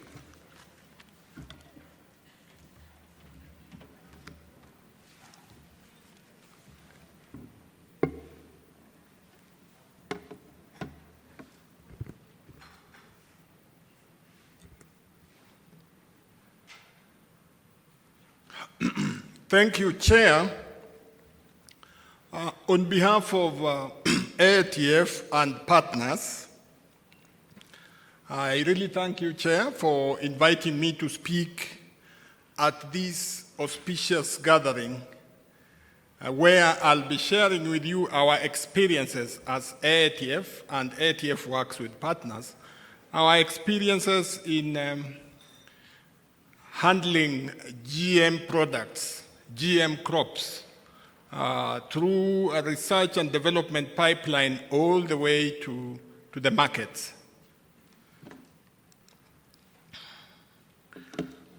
I take note of the cautionary remarks made by the moderator that we only have 1.5 hours.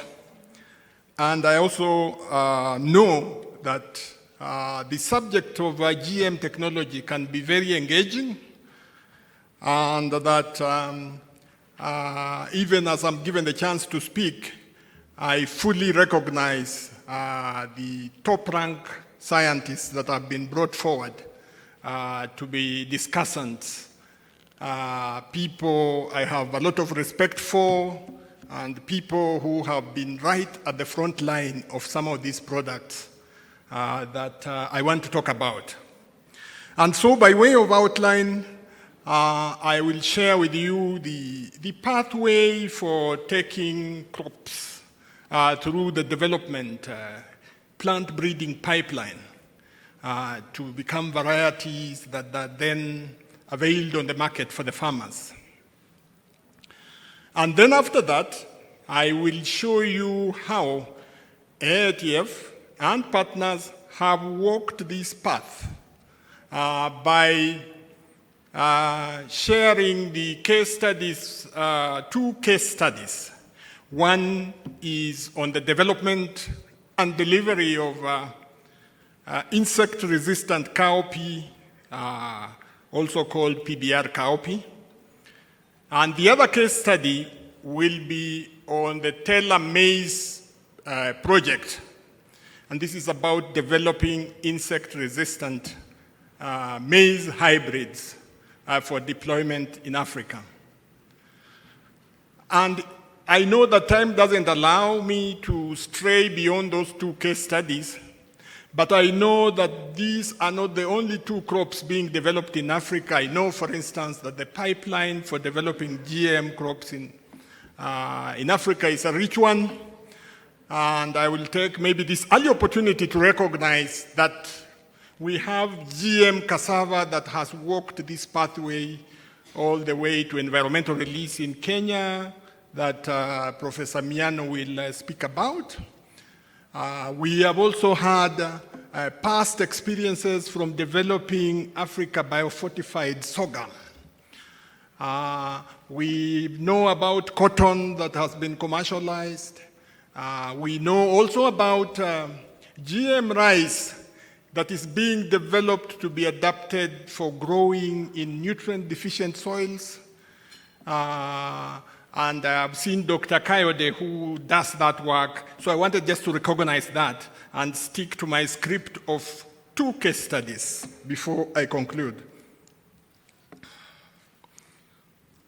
I'll start my presentation with a slide I borrowed from a friend of mine who is a plant breeder, a person that has been in this field of developing crops, both conventional and GM crops. And I asked him just to simplify for me the pathway that he follows. And this is what he came up with, that if it is a conventional plant, then you start off, and breeders in the room know this very well, so I beg your indulgence. You start off with crossing the parents, and when you get a progeny out of that, you test that one. And if you find some promising materials, then you move to preliminary trials, then advanced yield trials, and you can go all the way to multi-locational.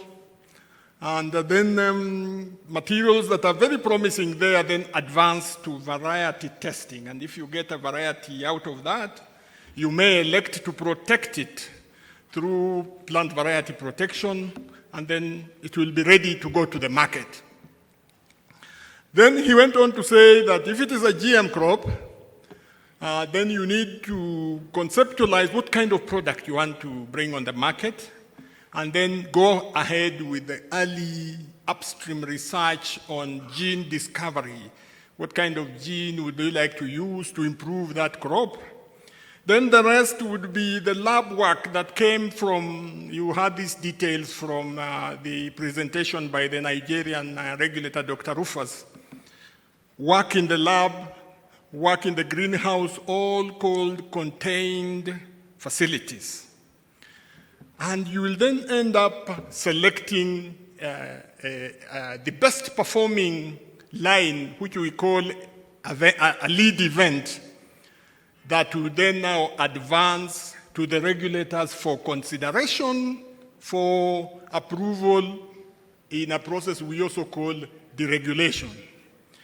And after that, then you need to follow the same path of a normal conventional crop to do variety testing and then release and registration. So if you look at this, he told me that in terms of regulation, the conventional line, you move all the way up to variety testing with no regulation at all. The only regulatory step pertains to variety testing and then approval. But for GM products, it is regulated all the way. From the early upstream work, all this work has to be done with approval sought and issued by regulatory authorities and in compliance with a whole suite of conditions as you go around that. So you can see that if it is GM, it's regulated all the way. And you heard when the regulator from Nigeria was speaking, even after you get to the market, regulators will continue monitoring. In Kenya, this continues for the first 10 years, then another 10 years. So just being followed. So if we carry this forward, then you can see that we follow the same path because we are dealing with a crop. We are developing a crop from early research to get a variety out of it. We follow the same path. But the regulatory obligations, the regulatory burden and costs and responsibilities are so huge with the GM because of those permit approval conditions that you must seek and secure and comply with.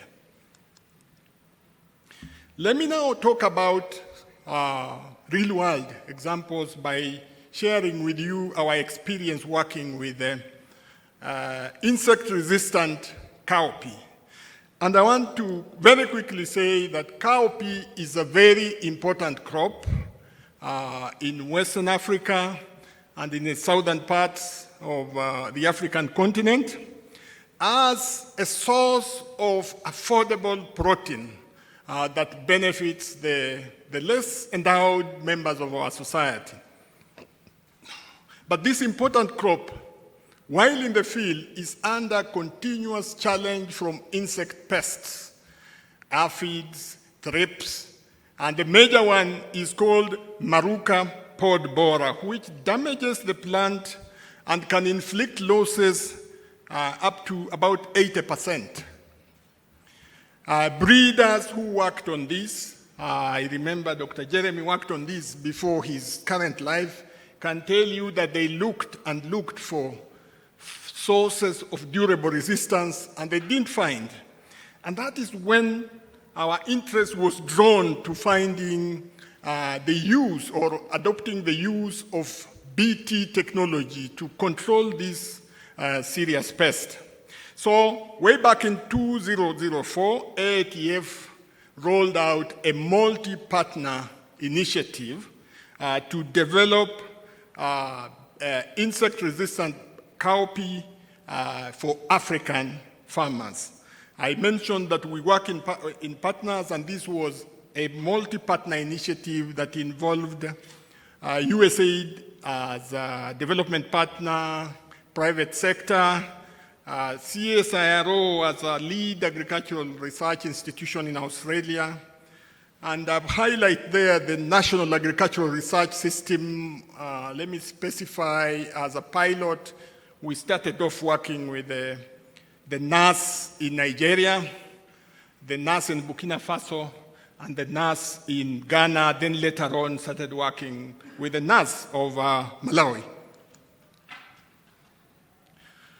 And 2004 is a long way, and I want to say that we have moved and walked this winding road that has seen us realize the concept that we just had about an insect-protected crop called cowpea to a reality and the product that it is today. If you go to Nigeria, this is a product that farmers plant, that farmers cook, and the farmers eat.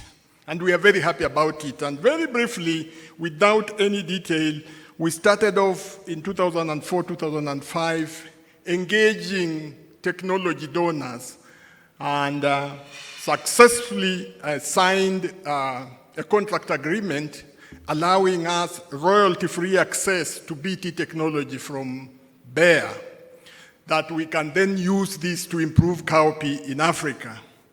What followed is scientific work to develop a gene construct, do plant transformation and regeneration, then screen. And without wishing to sound very scientific, I want to say 2-3 years later, we had cowpea regenerated, expressing the BT gene that needed to be tested where the pest is. And that was in 2008, 2009. Regulatory systems had not developed here in Africa. There was no biosafety law, even in the 3 target countries I talked about. And that is where Maruka was. That is where the pest was. So we wanted really to test this cowpea in Africa, but at that time, the law and regulatory system were poorly developed. And we said, let us test this in Puerto Rico, which is US territory. They also have some Maruka. But the results were not good. The challenge that we were getting, the insect pressure was very low. And so in 2009, we were able to import transformed cowpea from Australia, the lab in CSIRO, into Nigeria.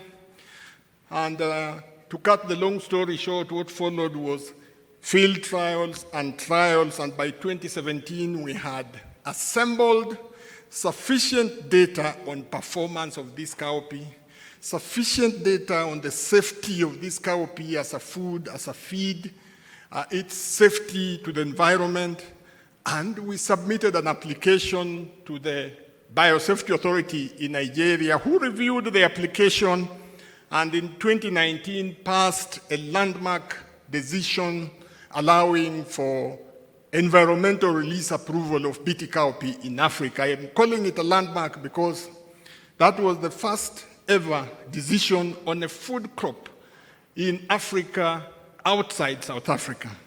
And we are very happy to identify with that. So that set the stage then there for variety evaluation. And in June last year, this product was launched for commercial cultivation. This is just a picture to show you BT cowpea and the control under field conditions in the field. They look the same, meaning it's cowpea, whether it's BT cowpea or non-BT cowpea, they look the same. The only difference, if you look on my left, you will see that BT cowpea has a lot of pods. That's the seed, that is the harvestable portion that we want. That's what the farmer targets. Then the picture on the right shows the non-BT cowpea with hardly any pod. So to recap about PBR cowpea, I just want to say that our involvement in PBR cowpea represents over 15 years of investment in public-private partnerships to develop and deliver an innovation for insect protection to farmers in Africa. And the approval in Nigeria that I talked about is a historic milestone and the first of its kind that should then set the stage for other approvals to follow. We expect similar progress in Ghana, where we are very, very advanced, and the application is now with the regulator for decision making. And the same process is now being just initiated in Burkina Faso for consideration and approval. We had started off very well in Malawi, but our progress has been slow, and we are still waiting for some policy direction so that this initiative can gather steam. Honorable Minister, when you go back, this one, you remember to help us move with this cowpea in the desired direction.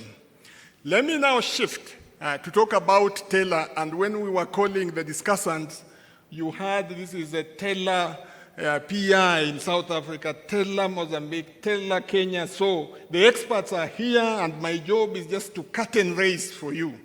But Tela Maize Project is about delivery of climate-smart, insect-resistant maize varieties.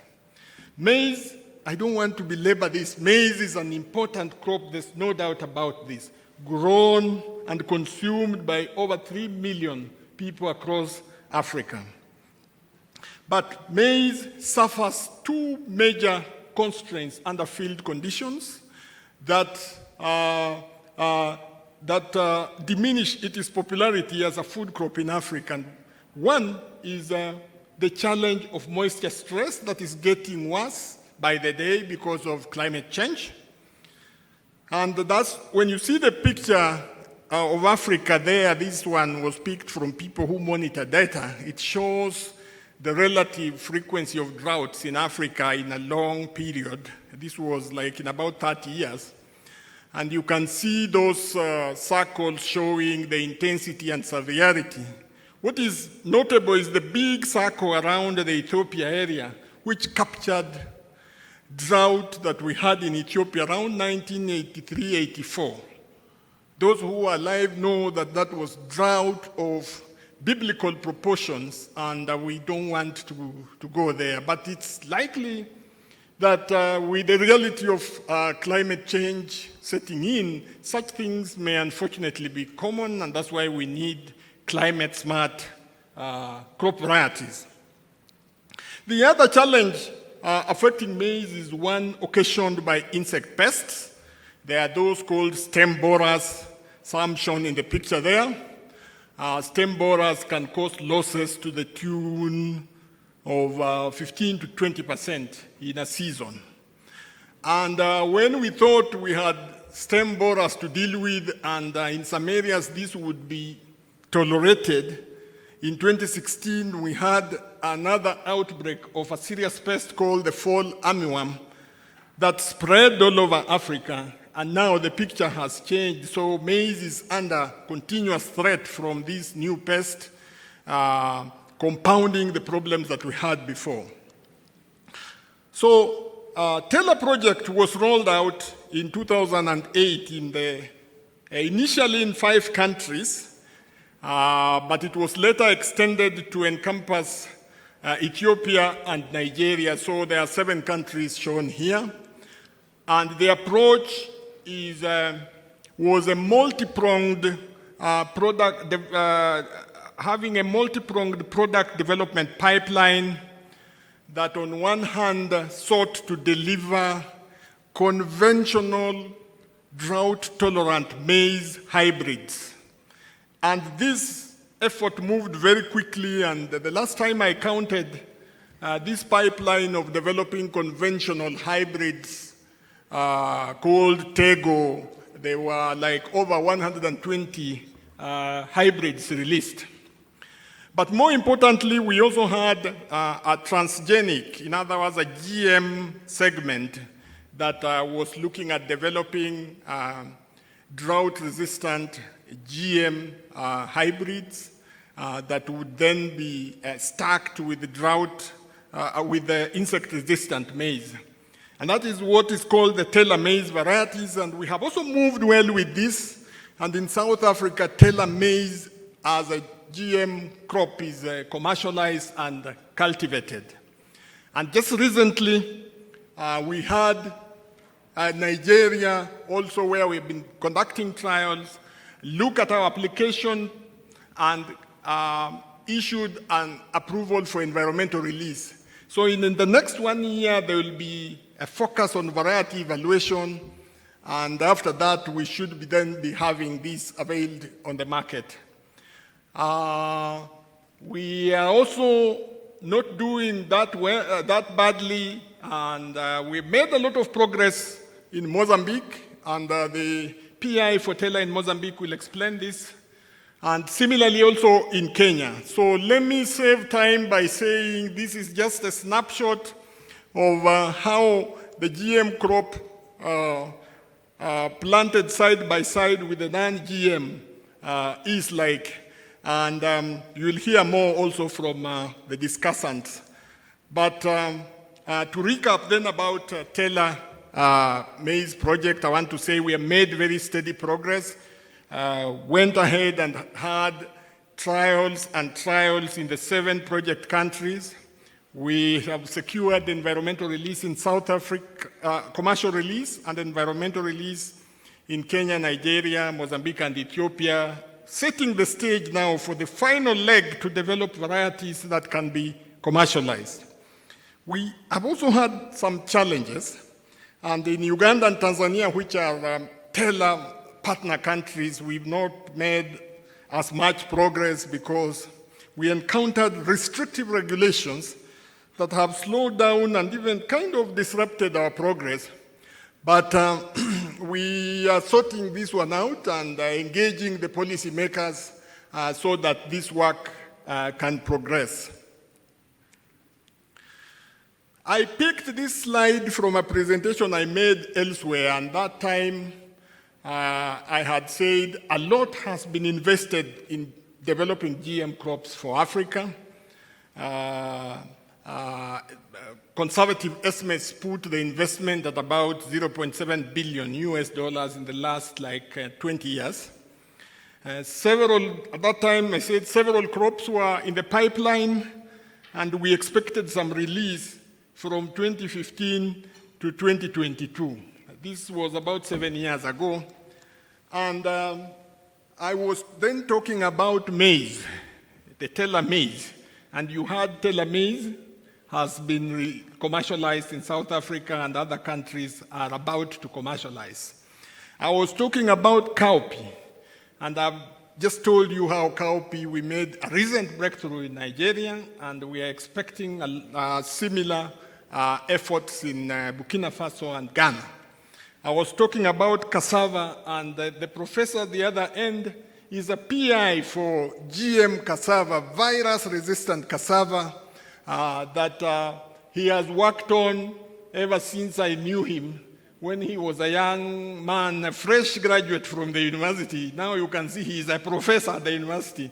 And I commend you, Dr. Miano. I think there is a product, even if you are to retire, you can say, when I was there, this is what I made. And there are many other crops like sorghum, it's still in the pipeline, bananas and rice, and many others. Let me now conclude by saying that GM crops offer unique and complementary traits for addressing pressing agricultural challenges, be they those arising from insect pests, from adverse weather, and so on and so forth. And that from our experience, regulation for GM crops in African countries is a stringent affair. And while we know that regulation is essential and must be there, we are thinking that stringent regulation could stifle progress altogether. This is a matter that we need to look at, especially when I said we are slowing down in Uganda and Tanzania. It's because of very, very stringent regulations. And my third submission is that progress on R&D in some countries that we have worked in has tended to be a straight path. And Nigeria best exemplifies this. But in other countries, we have had to run a very winding road. And I want to ask Dr. James, who is up here also, to comment on that so that we can know that countries are not the same. We will persist. And that approval of cowpea, and this I said at the beginning, in the middle of my presentation, and let me say it as my last statement, the approval of PBR cowpea for cultivation in Nigeria is a milestone that we all very well identify with, considering it was just a concept in the heads of people about 17 years ago, and now is a product that people are eating and is changing, is contributing to their food security. Thank you very much, colleagues, for your attention.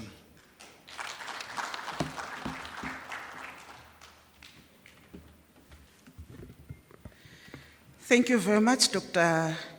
Francis Nagayo. You have set the pace, and I'm sure our discussants are ready because you kept on referring to them, meaning that they are the ones who are the experts and they're going to be able to share the experiences that they have. Let me also say that apart from those that are sitting here, at some point we're also going to be joined by Dr. Rose Gilado. She's online, but she's also going to be able to share her experiences. So right now, let me give the floor to Dr. Mashingaitse from TERA, South Africa. We want to hear your experiences. What are you going to bring? Now, because of the time that we have, I would like to give each one of you 5 minutes so that at the end we'll also be able to have time for the delegates to be able to come in with their questions, clarifications, and even contributions. So stick with 5 minutes. Thank you. Allow me to come here. I'll be able to finish in 5 minutes. All right.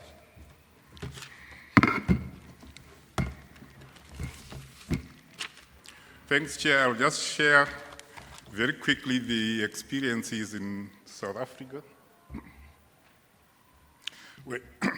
I must stress that when TELA project started, we already had some enabling environment in terms of the regulatory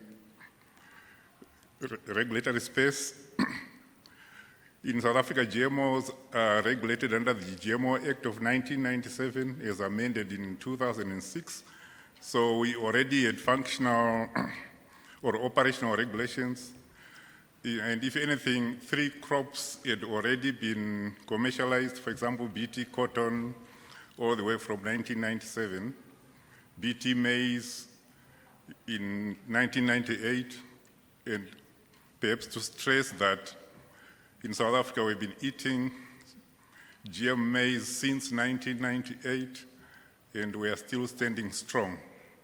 So strictly speaking, there's no evidence of GM crops causing human health issues or even the environment in terms of issues. Roundup Ready or herbicide tolerance soybean since 2000, Roundup Ready maize since 2002, stacked BT plus Roundup for maize since 2007. The drought gene had also been approved for commercialization in 2016. But as the TELA project, we had agreed that we would not deploy it as a single. Also, in terms of enabling environment, we as ARC had also released 5 BT hybrids using Monsanto, but otherwise now Bayer, germplasm. And perhaps to stress that in South Africa, variety release is based on the breeder's data. What the regulators then do is the tests for distinctness, uniformity, and stability. And normally, they finish that in a year or 2. So we had 5 BT hybrids already ready for deployment. But even though BT stacked products and so on were already available on the South African market, strictly speaking, you would say generally there was very low adoption by smallholder farmers. Not because they don't want to buy, but simply because of the kind of seed industry that we have in South Africa.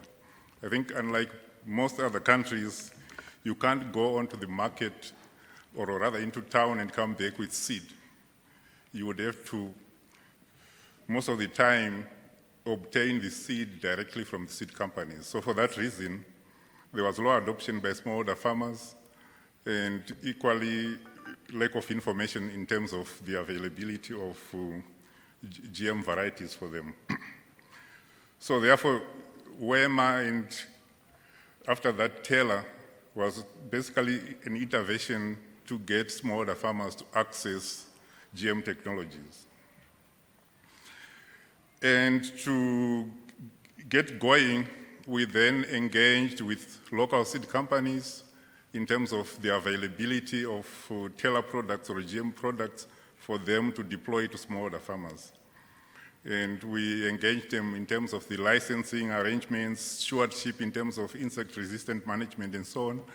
And after that, 7 small to medium enterprises applied for licenses from AATF to deploy the Taylor products. But 2 companies essentially said, no, we cannot enter into GM technologies. One company simply said, we are against GM technologies. The other company said, well, if we make a mistake, maybe Monsanto will sue us out of business. So basically, there were those 2 that could not. We also made effort to get farmers to be aware of the products through on-farm demos and information days. And also we gave farmers 500-gram promotional packs for them to test and learn the GM technology varieties that we had. We then also, as a project, tweaked the currently available at that time, the stewardship plan for Bayer, so that it would suit what we wanted to do with smallholder farmers in terms of insect-resistant management. If anything, BT technologies get conditional commercial release, the condition being that you must provide the regulators with an insect-resistant management plan. The reason being, you want a plan to protect the technologies from insects developing resistance. If anything, resistance, we should also understand that resistance is a natural process. So all you want to do with an insect-resistant management plan is to delay the development of insects that are resistant to the technology. So as a project, we agreed that we would follow the high dosage recommendation by the entomologists in South Africa. The reason being, according to their experiences, the African stem borer moves from plant to plant. And therefore, if you do a refuge system whereby you mix the refuge seed, which is non-BT, with the BT seed, then you end up with a low dosage situation that encourages the development of insect resistance. So we agreed on a bag-in-bag refuge system whereby you have a small bag for the refuge seed inside the big bag that has got the BT seed. And then when you inform farmers in terms of how they should plant refuge, you simply say, when you buy seed, plant the small bag first before you plant seed in the bigger bag. Once they do that, then they've automatically complied with refuge and planted the refuge. Also in South Africa, we use what we call a structured refuge system, whereby you either have a 95% BT crop and a 5% refuge, but you're not allowed to apply pesticides onto the refuge.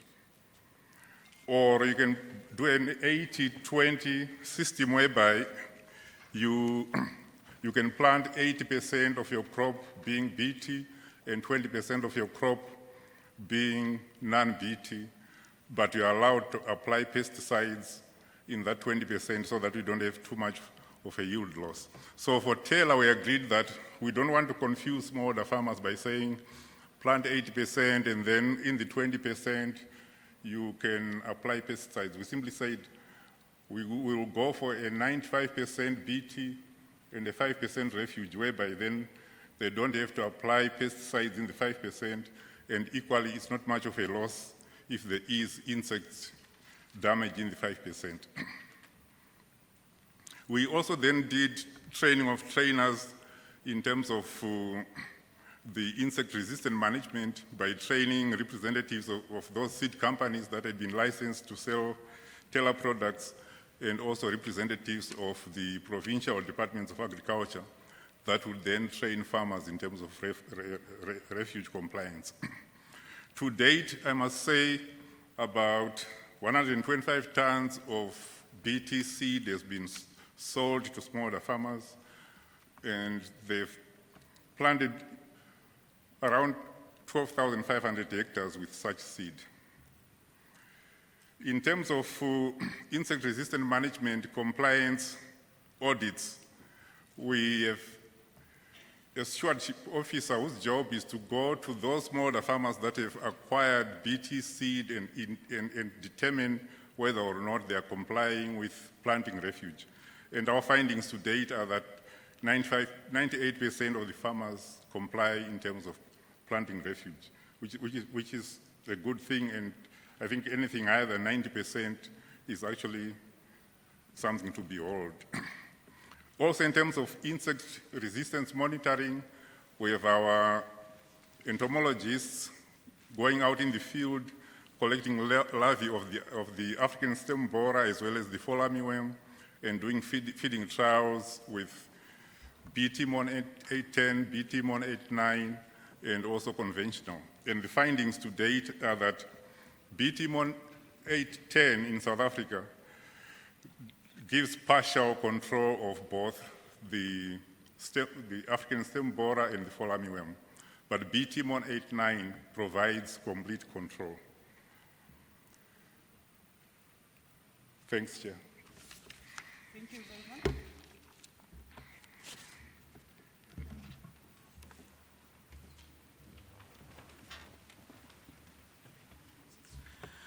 Thank you very much. Before we have the next discussant, the organizers, can you please take care of the room? It seems like it's a bit hot. Thank you so much for the experiences from South Africa. I know you wanted to have more time, but we don't have the time. But thank you for sharing your experiences. And now we'll go to Mozambique. Dr. Pedro Feto, the Taylor Principal Investigator. Can you share your experiences as well?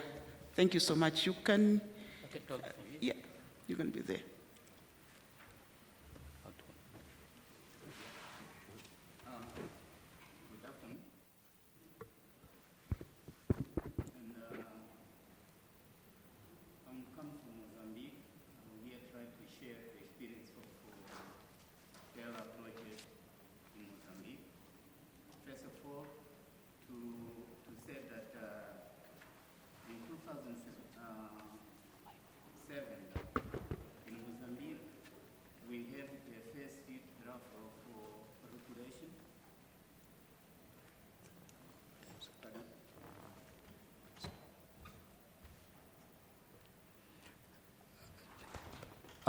Yeah, thank you. I was saying that in 2007, we had the first regulation in place for biosafety technology in Mozambique. And until 2014, when the WEMA project came out, and that regulation was not implemented yet. And so when we tried to implement it in 2014, was necessary to update the regulation, and that was done. And from there, we managed to do the first confined field trials in Mozambique in 2017 and 2018. And by that time, through that confined field trials, was possible also to increase the awareness among the farmers and the other stakeholders in the country.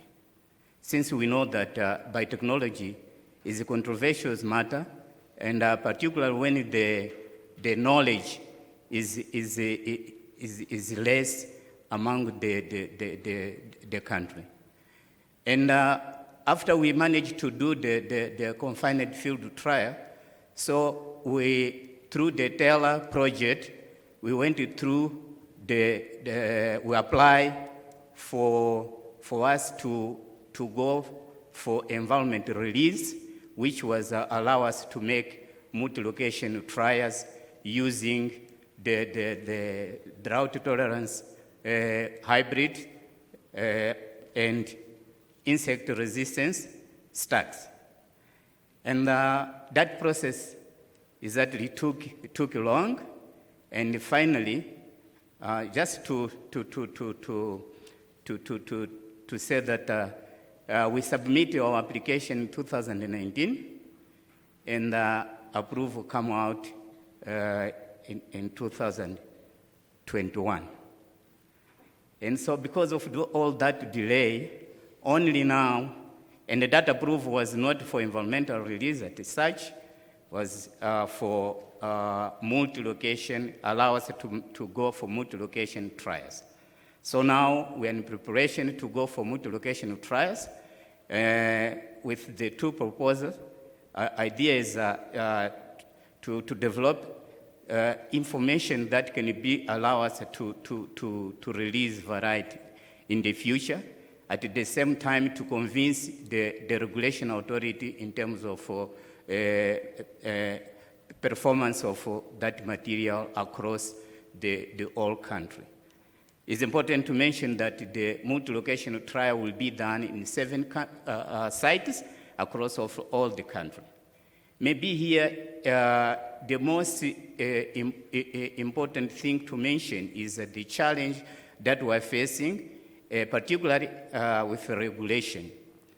We know that in the country, the GMO technology is new for all of us, including for regulation sector.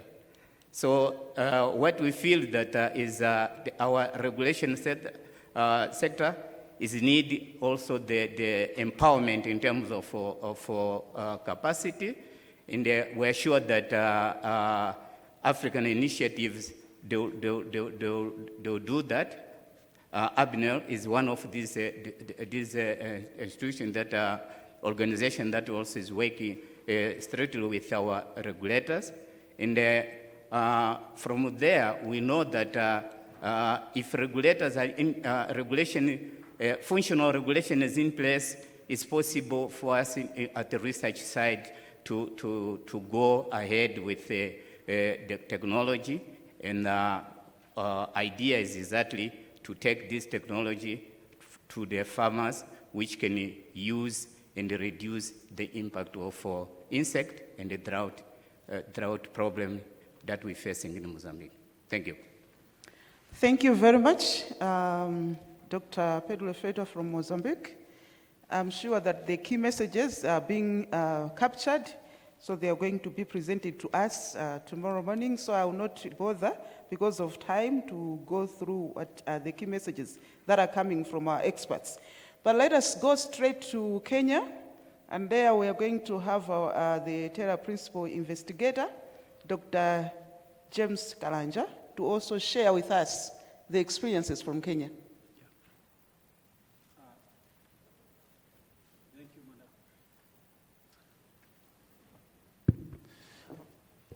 Thank you, Madam Moderator.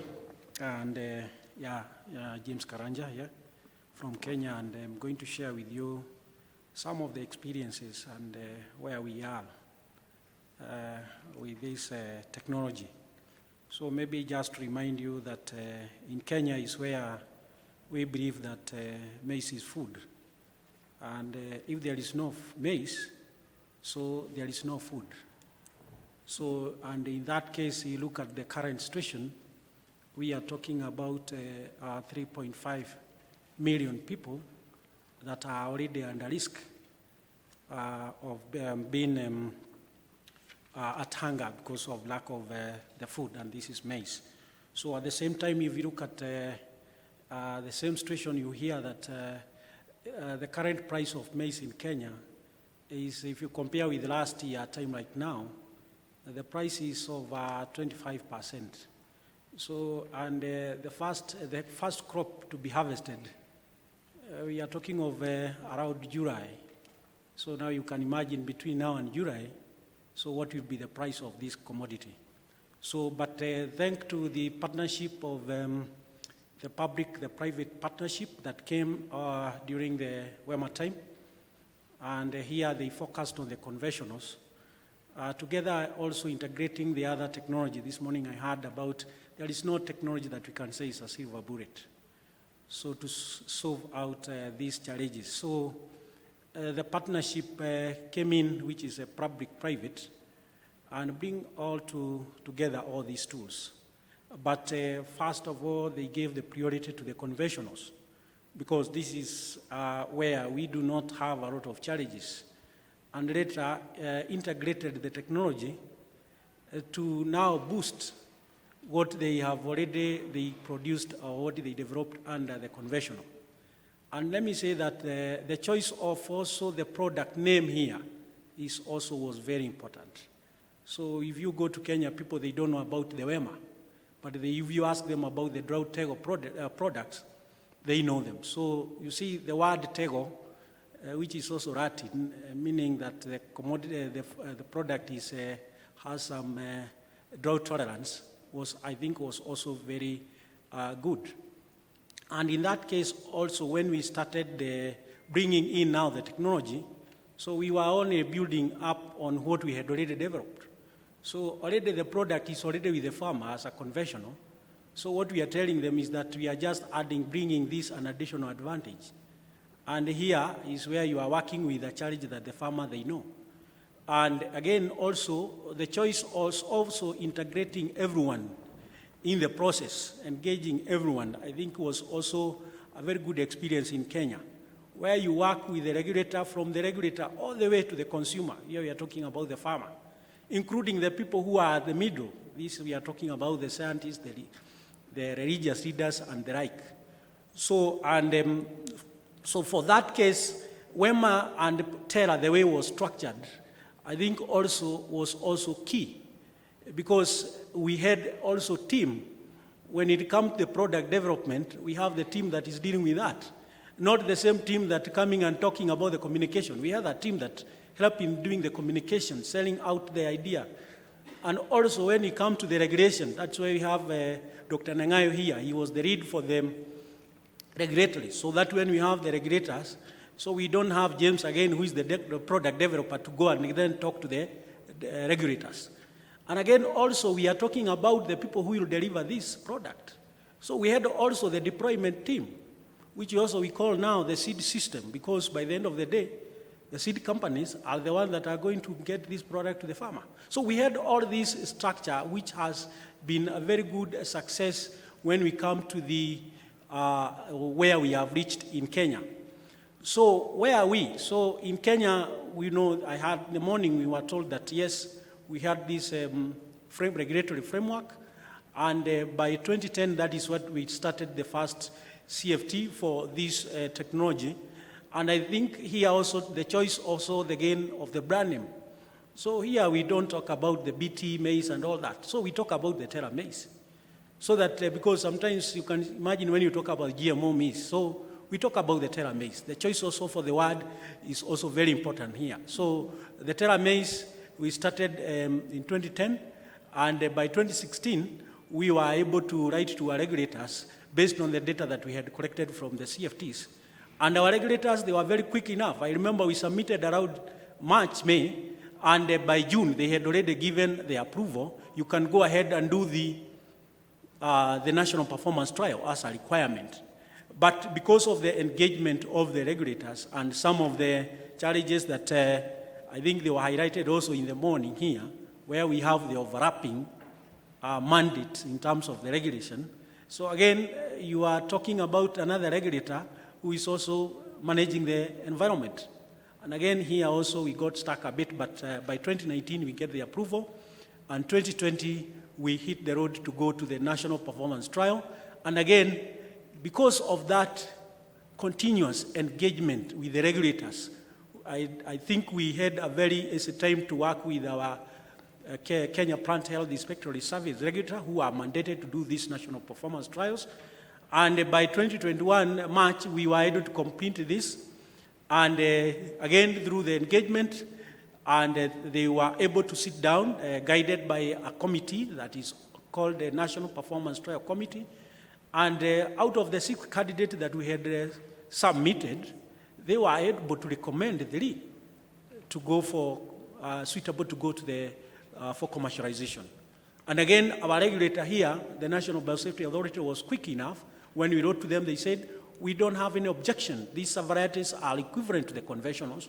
But again, as I said again here, because of the challenge of overlap of this mandate, again, we had to have the caveat now where the law has to be to have amended again. And again, we had to wait for the cabinet approval. And because of also that continuous engagement during when we are doing the national performance trial, where we almost engaged everyone. The farmers in each and every site, we took that advantage to bring the farmers to site, and the farmers were able to request and say, we need this. And by now, when we came to the drafting of the cabinet memo, it was not James and Tim. It was again together with the regulators. And we look forward that we are going to get the approval soon. And we are already set. As we speak, we have already done what we call the pump seed, 11.6 tons in South Africa, because the technology is already regulated there. So the moment, even if they tell us tomorrow, we have given you the approval, we have the seed to go and start the demonstration with the farmers. Not only that, we have already done also some pilot seed for the seed companies to do their own production in the country. And on top of that, the seed company, we have engaged them. And as we speak, some of already are writing, asking, when are we getting this product? And on top of that also, the regulators have already, they have all the, what is, we can say, patterns in the regulation and the monitoring of this product. Our seed inspectorate service, they have already the guidelines to help the seed company produce the seed company to package the seed, and the seed companies to bring the seed to the market. So I think in Kenya, that partnership, we say, we give credit to it, and that is where we are, and we are looking forward to have the approval, if not tomorrow, maybe the day after tomorrow. Thank you very much. Asante sana. Honorable Minister, we have 30 minutes. I told you I was going to remind you, just so that you can keep time. 30 minutes. Let's say 35, so everybody can have enough time to speak. Thank you. All right, thank you so much. So I don't have much time because I still have several to come in. Let's stay in Kenya and let's go to University of Nairobi, where we are going to hear experiences on GM cassava, and that is going to be shared by Dr. Douglas Miano. So, thank you, Chair, and thank you, the organizers, for giving me this chance. I was requested to talk about the experiences in the development and delivery of the virus-resistant cassava for Africa. Am I clear? Yes. Okay.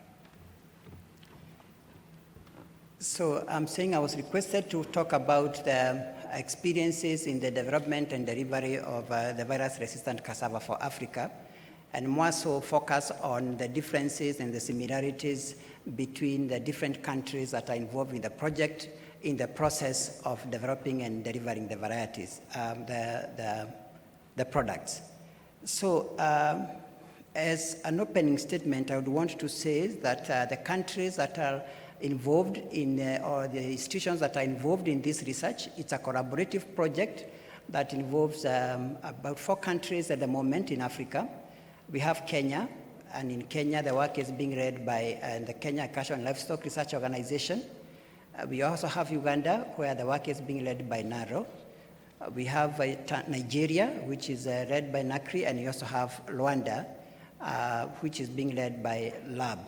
So all these countries have joined the project at different levels, and also we are looking at 2 main traits. There is a trait for virus resistance, because viruses are the 2 main disease constraints which are affecting the cassava in Africa. But you're also looking at nutritional enhancement. So for nutritional enhancement, this work is mainly focusing in Nigeria, because we don't have the main disease, the cassava brown streak disease that we focused for, especially for transformation. And Rwanda also have joined in late, so all this contributes to the experiences that the different countries have. So we started this work about 2008 with proof of concept, And through the process, we were able to identify a technology, the gene silencing technology, that was able to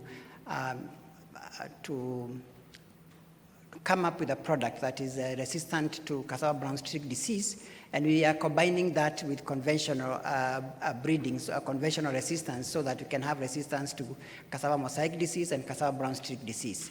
So where we are now is that in Kenya, we have already been given the approval for environmental release so that we can conduct the national performance trials. That's the stage we are in now, so that we can do the national performance trials, and therefore from there we can pick up the varieties that can be released. And that means we are almost at the final stages.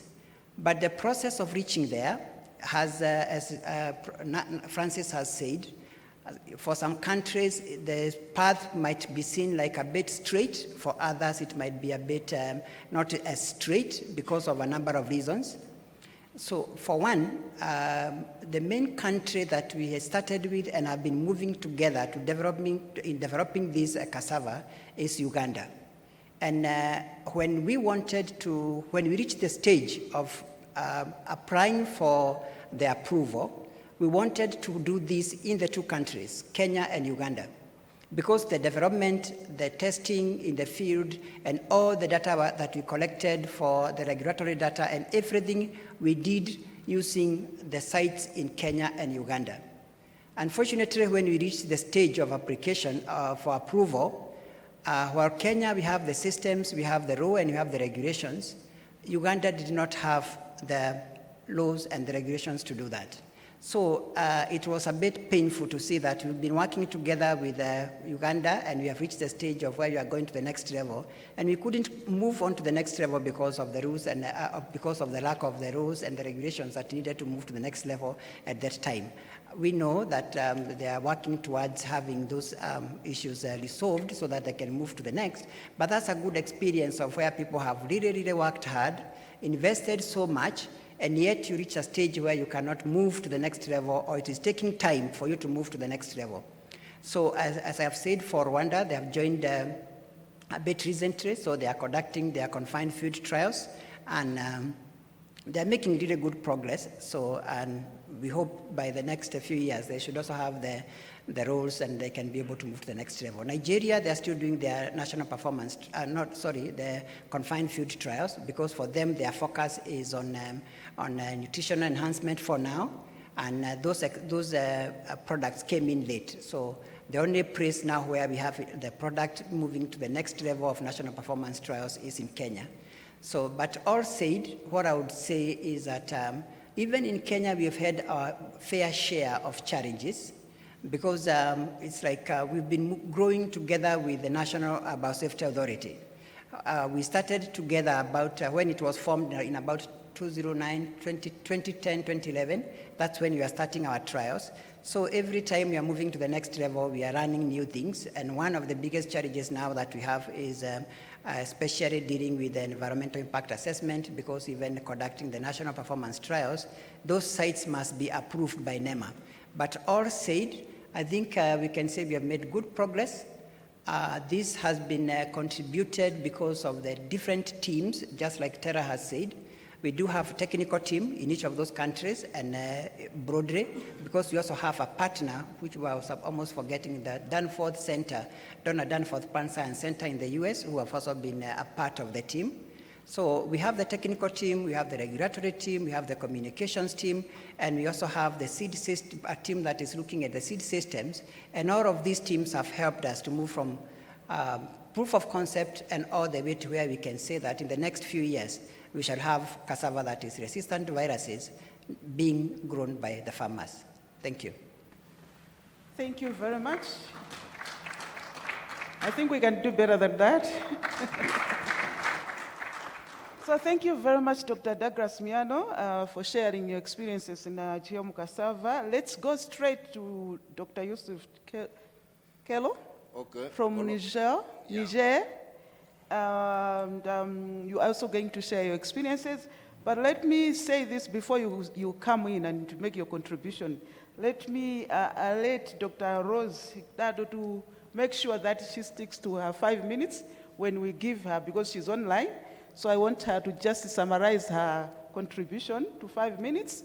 So the same with you, please stick to the 5 minutes. Thank you so much.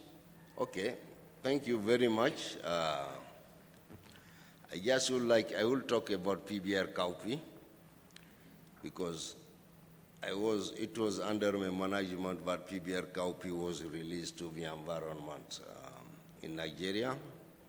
And I am the one also who organized the performance trials, which gave rise to the farmers, the release of the variety to the farmers. So I just left Nigeria in December. I was the project manager until December 2021. So I will tell you the key aspects. I will give you the key things which made PBR cowpea a success. One important decision the project took, is what, after transformation of the cowpea, is the transfer of the trait into farmers' preferred varieties. Varieties already popular with the farmers, these have been used as recipient parents to get the poorer resistant traits. That's very strategic decisions. That means that when the variety is released, farmers cannot make the difference between what is used to grow and the new variety, except when you get pod borers, infestations, his own variety is destroyed, and this one that's very key for adoption. If you want a variety to be adopted, you got to put the gene of interest in what the farmer is growing. Don't bring him new things, no. That's very strategic. And secondly, what very importantly is that our partners, we were able, with our partners, to organize grassroots supports with the help of OFAP, both in Nigeria, in Ghana, and Burkina. We were able to get grassroots supports, farmers' organizations involved, and also many people who are high-ranking officials are involved. And in Nigeria, NABDA, the National Agency for Biotechnology Development, was very key, and housing OFAP. And it helped us to organize our communication and neutralize the anti-GMOs. Me and Rose, we are almost at one point every week on national TVs, everywhere, TVs and radio. We didn't let the GMOs, the anti-GMOs, occupy the ground entirely. We went out after them, and we went after them. And with the help of Rose, we were able to, Rose play a very, very important role. We were able to neutralize them. And to get more allied, because it's not the science which is difficult with GMO, it is how to get the broad support.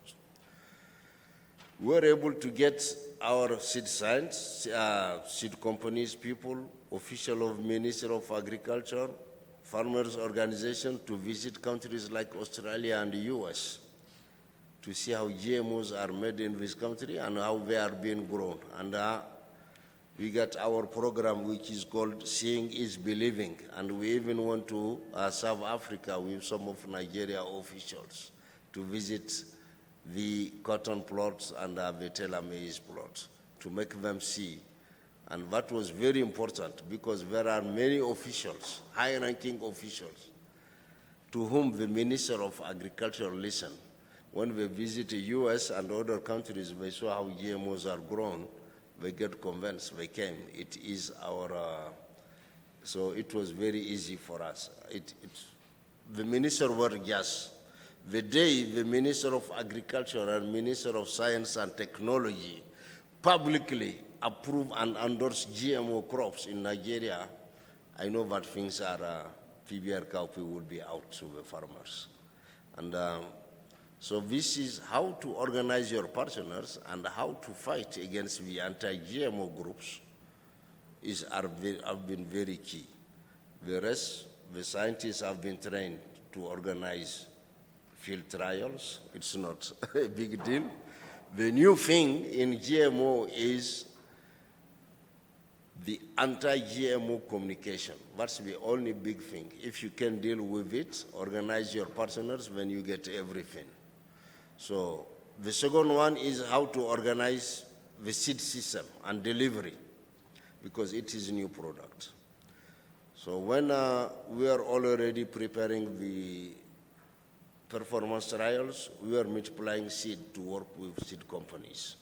And the seed companies, many of them were involved with us all along. So we made a trip and look at what seed companies are really equipped to produce high quality seeds. When we identify them, they are given a license, and we work with them, even how to package the seeds. Our team was in their packaging room, telling them this is how to package. We organize them.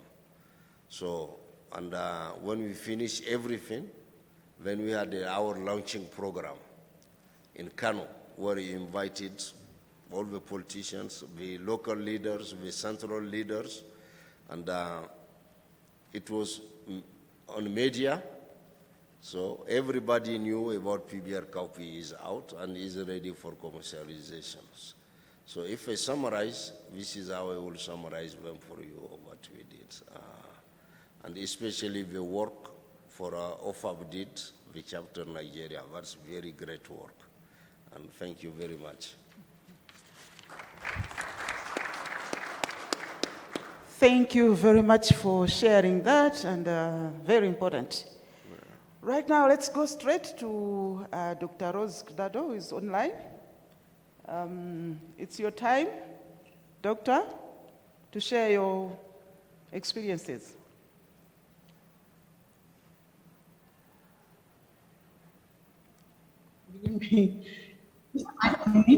I would like to make use of it.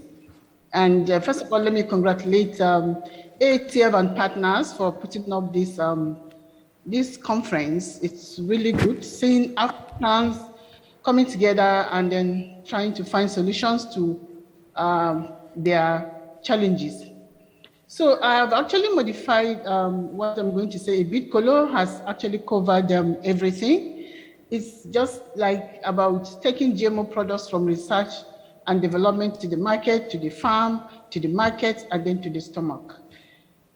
This is a good experience, from AATF. It was a very, very, eventful, successful, and very wonderful experience that we had. So what did it take, what did it take AATF and partners to take PBR copy from the lab to the field, to the market, and to the stomach finally? And it was quite a lot. We did a GM product with a lot of controversies, disinformation, misinformation around it. It was more than what you can imagine. A lot of barriers of prejudices had to be broken, overcome, and all were done through science communication. I think that's a very unique thing that AATF did. Starting the project with science communication was really very, very, useful. It was very strategic, I think I can see. So science communication is not about selling science products, but of course it's about putting science into use by helping the public understand research results and being able to make informed choices. Of course, as someone had already mentioned before, there are, the end users, they are there, of course, but they have different, different preferences and all those things.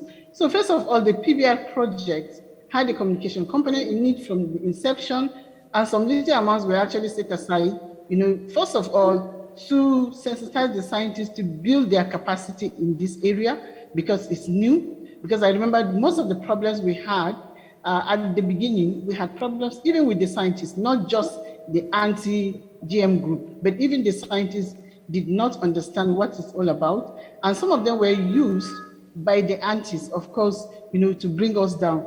So the capacity of scientists, of course, was built, and the project was introduced to the relevant stakeholders scientists at the beginning during the research and development, during the regulatory trials. I think that was what, so every segment had its own, communication activities, like, they were taught about risk identification, management, and then communication, especially how to respond to journalists as well. They were taught how, if questions came from the journalists, how would a scientist and then respond, and then issue management and so on and so forth. So then journalists were also taken for field visits. They were taken to the lab. Some were taught how to identify, and isolate DNA and blood, so that they would feel, part of it, and all those things help. So other activities developed, of course, were workshops, seminars for the different sectors, of the people in the society, the policymakers, the lawmakers, and all this. So in the later part, OFAP was actually introduced to the project countries hosted by relevant like-minded institutions, which in Nigeria, NAFDA is one, to make communication more robust and impactful. I think the best ATF has done was the initiation of that OFAP. So I would really like to congratulate and commend the efforts of AATF, especially Nancy Muchiri, who is the mama, grandma OFAP Africa. So the first objective, of course, was to use OFAP to facilitate the biosafety bill at the parliament. At the same time, building communication activities around the research conducted. And this became very successful using different tactics. The bill passage and signing into law was fine.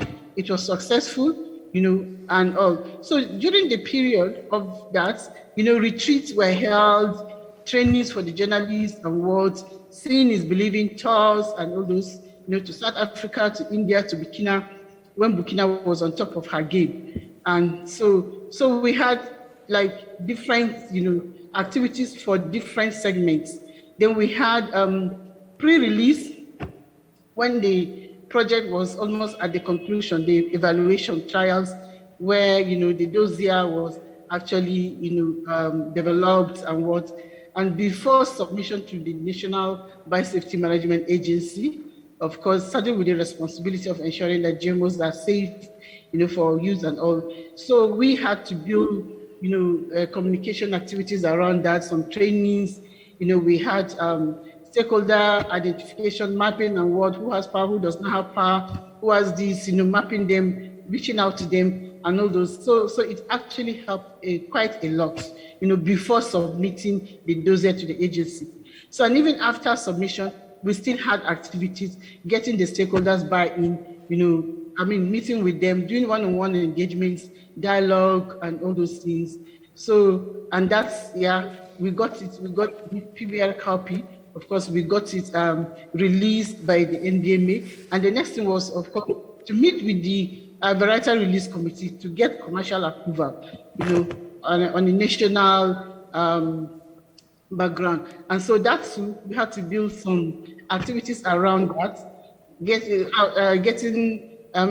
outreach, to the Varietal Release Committee, coming with them. Of course, it was very tough because it's a food crop, and we had actually before then, the BT cotton was already, commercialized, but there were no issues because it's a non-food crop. But the beans being a food crop, the Varietal Release Committee were tough, but we had to do some seminars and what, talk with them, and then lay the facts, because this is about facts. It's not about ideology, or about sentiments, or about what.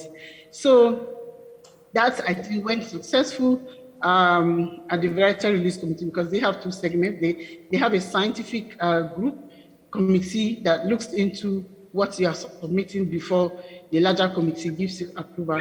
And all those things were successfully done. And after that, we had the press conferences after the commercial release by that large committee. Press conferences were held with the media, different, activities, of course, to really sensitize the different people. We had tours to media, how to... Sorry, Doctor, I will have to cut you. Can you consider concluding, please? A journey, of course, has not been smooth all the way, but the result has been worth the efforts. very rewarding, of course, and really exciting. Farmers are enjoying these products, the cotton and actually the cowpea. Of course, our objective is that Africa becomes, food sufficient through the adoption of emerging technologies like agri-biotechnology and genome editing. And when you see the progress made so far in few countries of Africa, we just heave that side of fulfillment. I think, and I know that we have more. Taylor Maize is here on the way. Maize rice is there. We have the Vicar Plus cassava. We have many other. And I think in the next 5 years, I think we should be celebrating our gains. And Africa should be working towards a food secure continent where no child goes to bed hungry.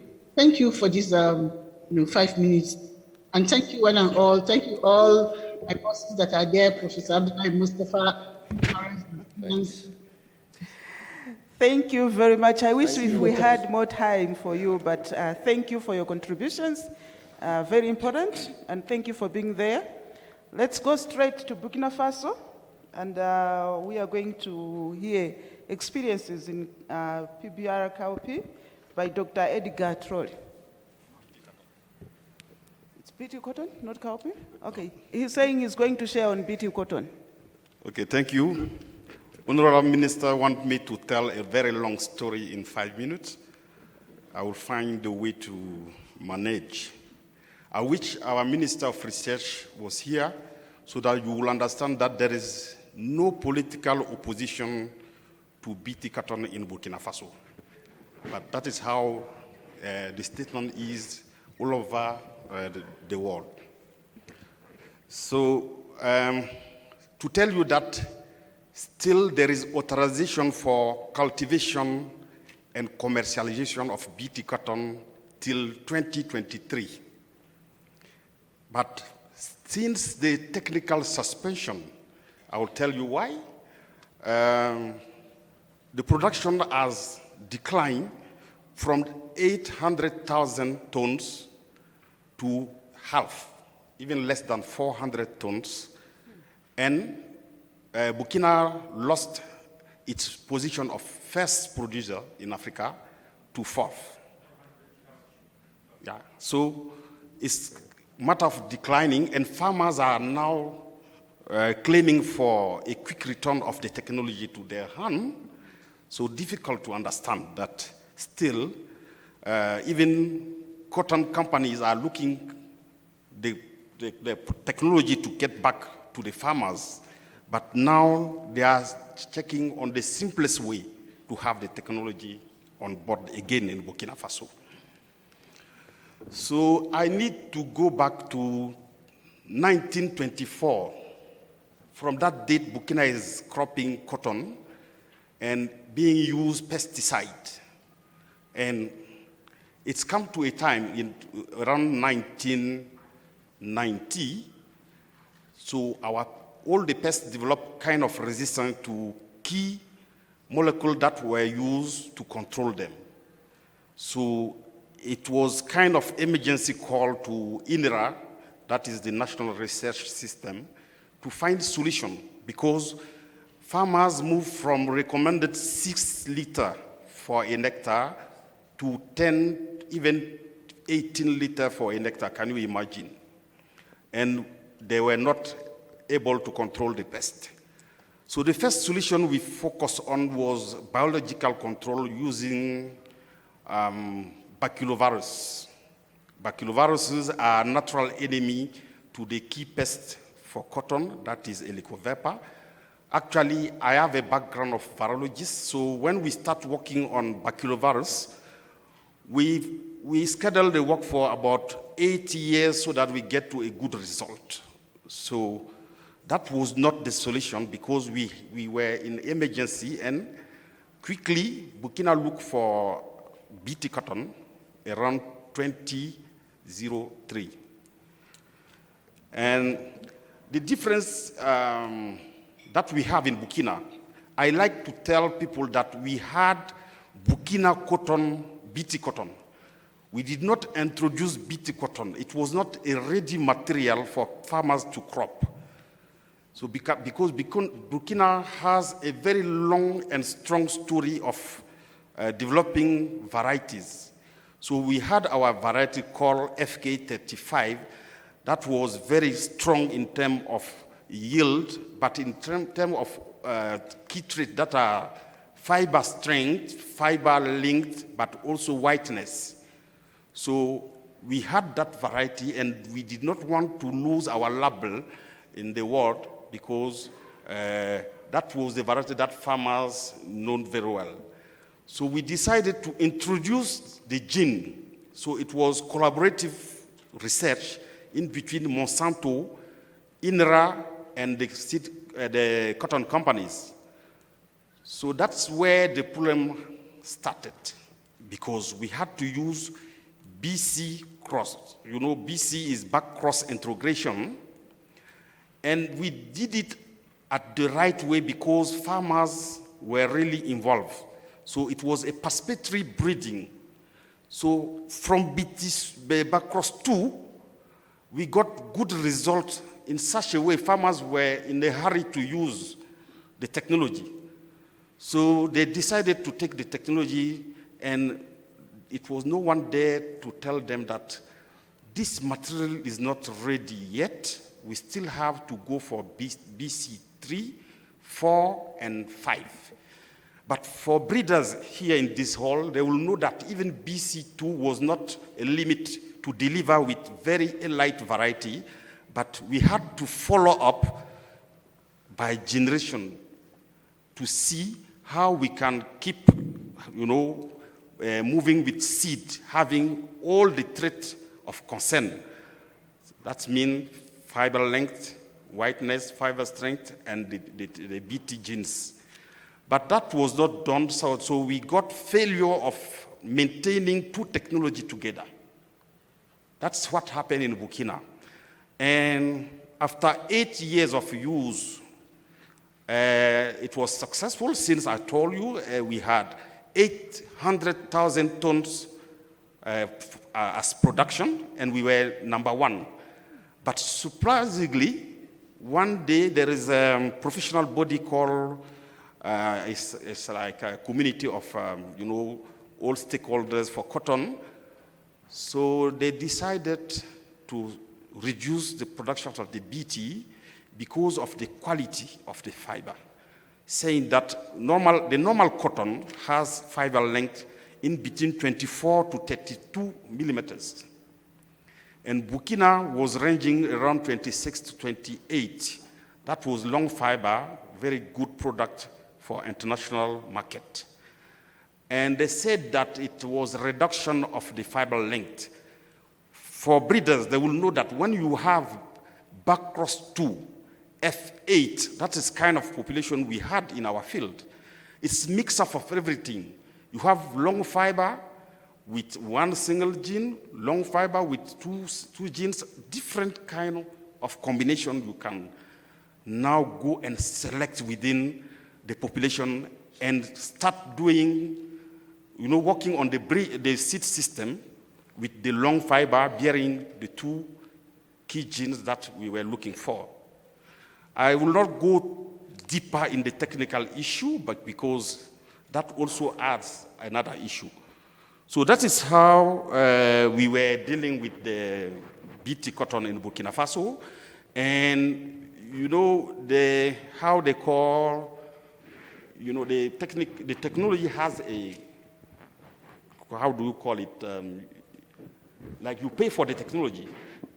78% was for Burkina and 22% for Monsanto. Yeah, royalties. And the seed system was handled entirely by Burkina Faso. So that means some people took advantage on political instability or underground agenda. I will not go to that side. But for various reasons, the government decided to reduce the production of the BT from 80%, because actually we had 80% of BT and 20% of conventional for technical reason also, that we call refuges. And we wanted to drop to 30% for BT, but all farmers wanted to be part of the 30% of BT seeds. So how do you manage it? So they decided to go for 100% conventional. And immediately, Anti took advantage of such a decision, and they said Burkina has failed with the technology.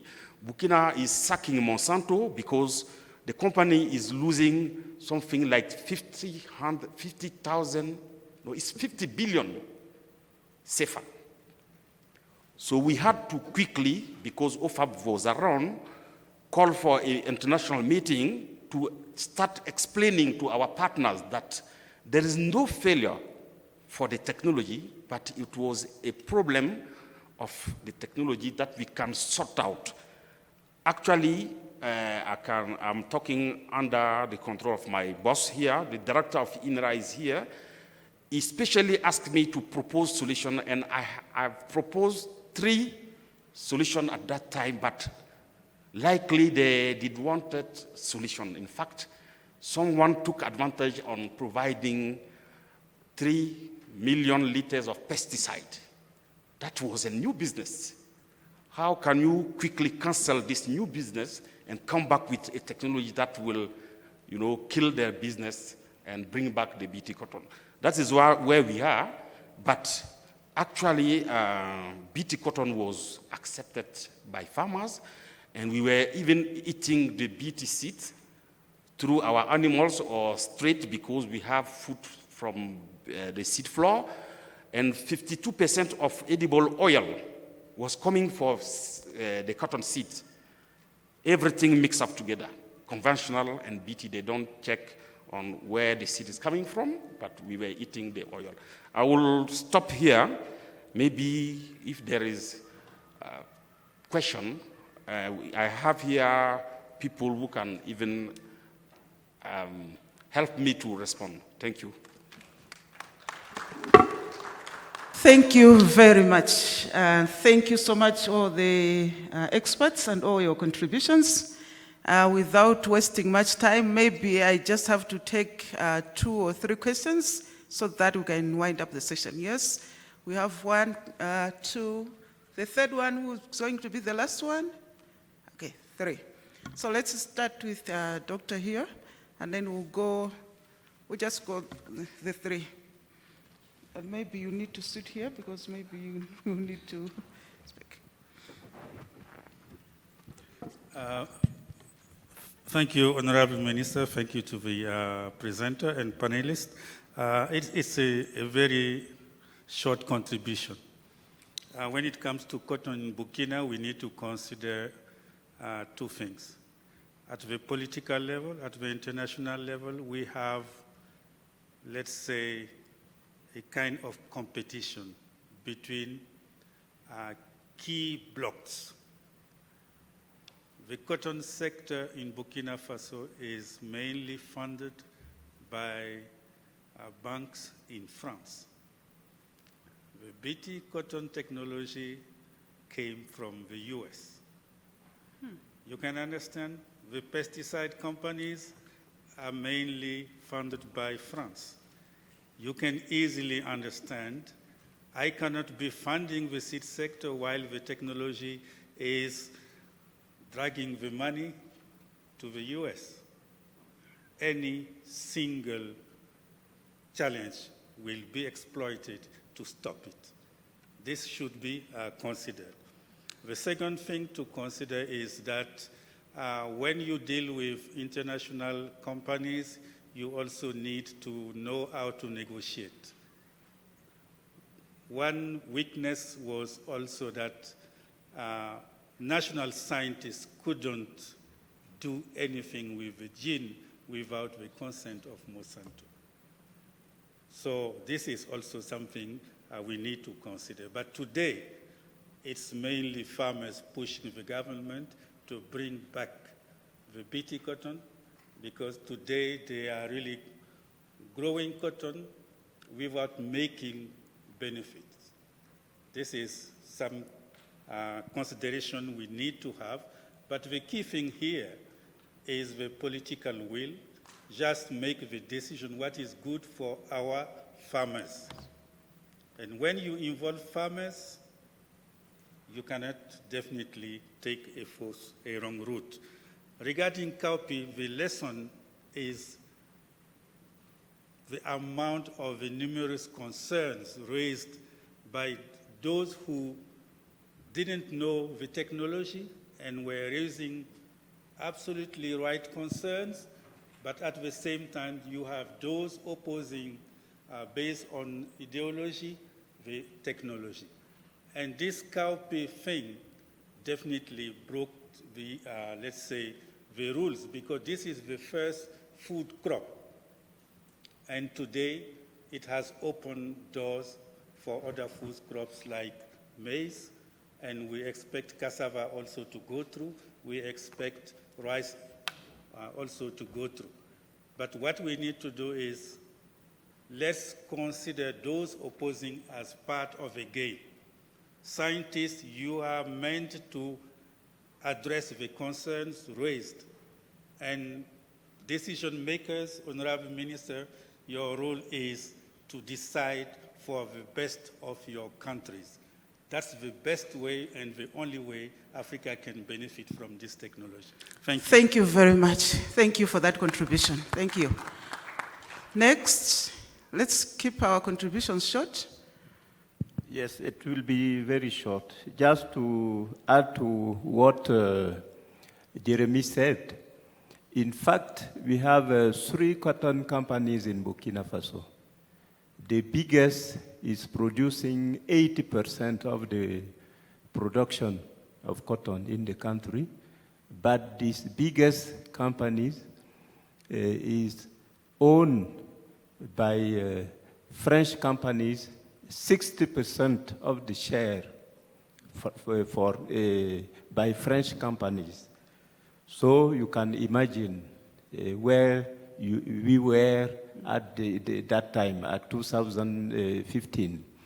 So the new thing is that actually a group of farmers, well organized, met with 3 of the ministers of the new government. I think it is last month. And this farmers organization is requesting the return of the BT cotton in Burkina Faso. So there is a hope that we will have soon BT cotton in Burkina Faso. Thank you. Thank you very much. Lastly. Thank you, Honorable Minister, and Dr. Florence and the team. You give very impressive work here. I just have got a little question on tailor maize, especially the drought tolerance and resistance. We appreciate the good work from north-south here. Now, if you look at the source of the drought tolerant, it's MON 87460. But if you look at the source of the insect resistance, you are varying between MON 810 and MON maybe 890-034. The challenge, as Kingston says, the MON 890 seems to show different resistance as compared to the rest here. And the question is that, do you intend to harmonize to one MON, or are you to one source of insect resistance, or are you hoping to put different ones for different countries here? Thanks very much. Thank you very much. So our tailor experts, the investigators, who would like to take that? You can come in, yes? Yeah, thank you. Is it on? Yeah. Yeah, it's on. Yeah, thank you, Dr. Obukosia, for your question. Tailor fraternity, Tailor project in its entirety is aware about that observation that you have made. We know that MON 810 may not provide that desired resistance. And I can tell you this for sure as an entomologist. And we know that MON 89 is the most efficacious. And my colleagues here who are doing product development know that when you have a product development pipeline, you don't get one single bullet and you think you're okay. You get a suite of technologies coming up, and part of our TELA project is about delivery of MON 8/9 by the drought tolerance stack as the second generation following onto that. In fact, in Nigeria, that is the product that has just attained environmental release. And we will follow up like that in Kenya and in Ethiopia, the next generation, and even in Mozambique, we are now doing confined field trials. I don't know whether Dr. Kingston may have any elaboration on that. Thanks. Thank you so much. You want to add briefly? You've summarized it Briefly, very well. yes. Okay. All right.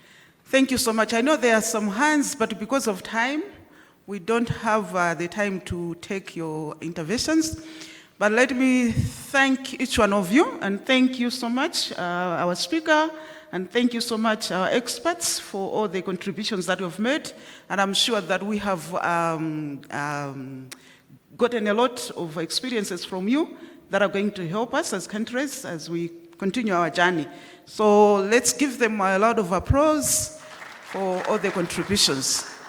As we are going back to take our seats, allow me, moderator, I'm not going to be here tomorrow, but I just want to say a few words that it has been a great opportunity for me to be here and to participate in this conference. Well organized with a lot of lessons, and I would like to improve upon the organizers that this is what we need to continue to do, because we can learn more from each other, and Africa is waiting from us, those that are here. We have the solutions. Learning from what has happened yesterday and today, I have hope that soon we are going to be somewhere. And therefore, let's take seriously the conversations that we are doing here, and then the action points that are going to come out, so that we implement them, because that's what is key. We can discuss, we can have conferences, but if we don't translate that into actions that are going to go down to our farmers on the ground, then we forget it. But I have hope that from here, we are going to be able to see a difference in Africa. And therefore, I'd like to thank you, all the organizers, all those people that have put their resources together to make this possible. I would like to thank you. Once again, let me also thank the government of Rwanda through the Minister of Agriculture and Animal Resource for taking care of us. And we appreciate the warmth that they have given us. And on behalf of my fellow minister who is not here from Burkina Faso and myself, I just want to say thank you so much for taking care of us and all the delegates. It has been a great experience, and we wouldn't hesitate to come back and visit. So I would like to say thank you so much, and Mulakoze Chani. I think the Honorable Minister deserves a bigger round of applause. Thank you to our panelists as well, our esteemed panelists, our specialists, experts. Thank you very much. Ladies and gentlemen, this concludes day 2 of our conference. We'll be back here tomorrow morning. Thank you very much. See you tomorrow morning. Have a great evening.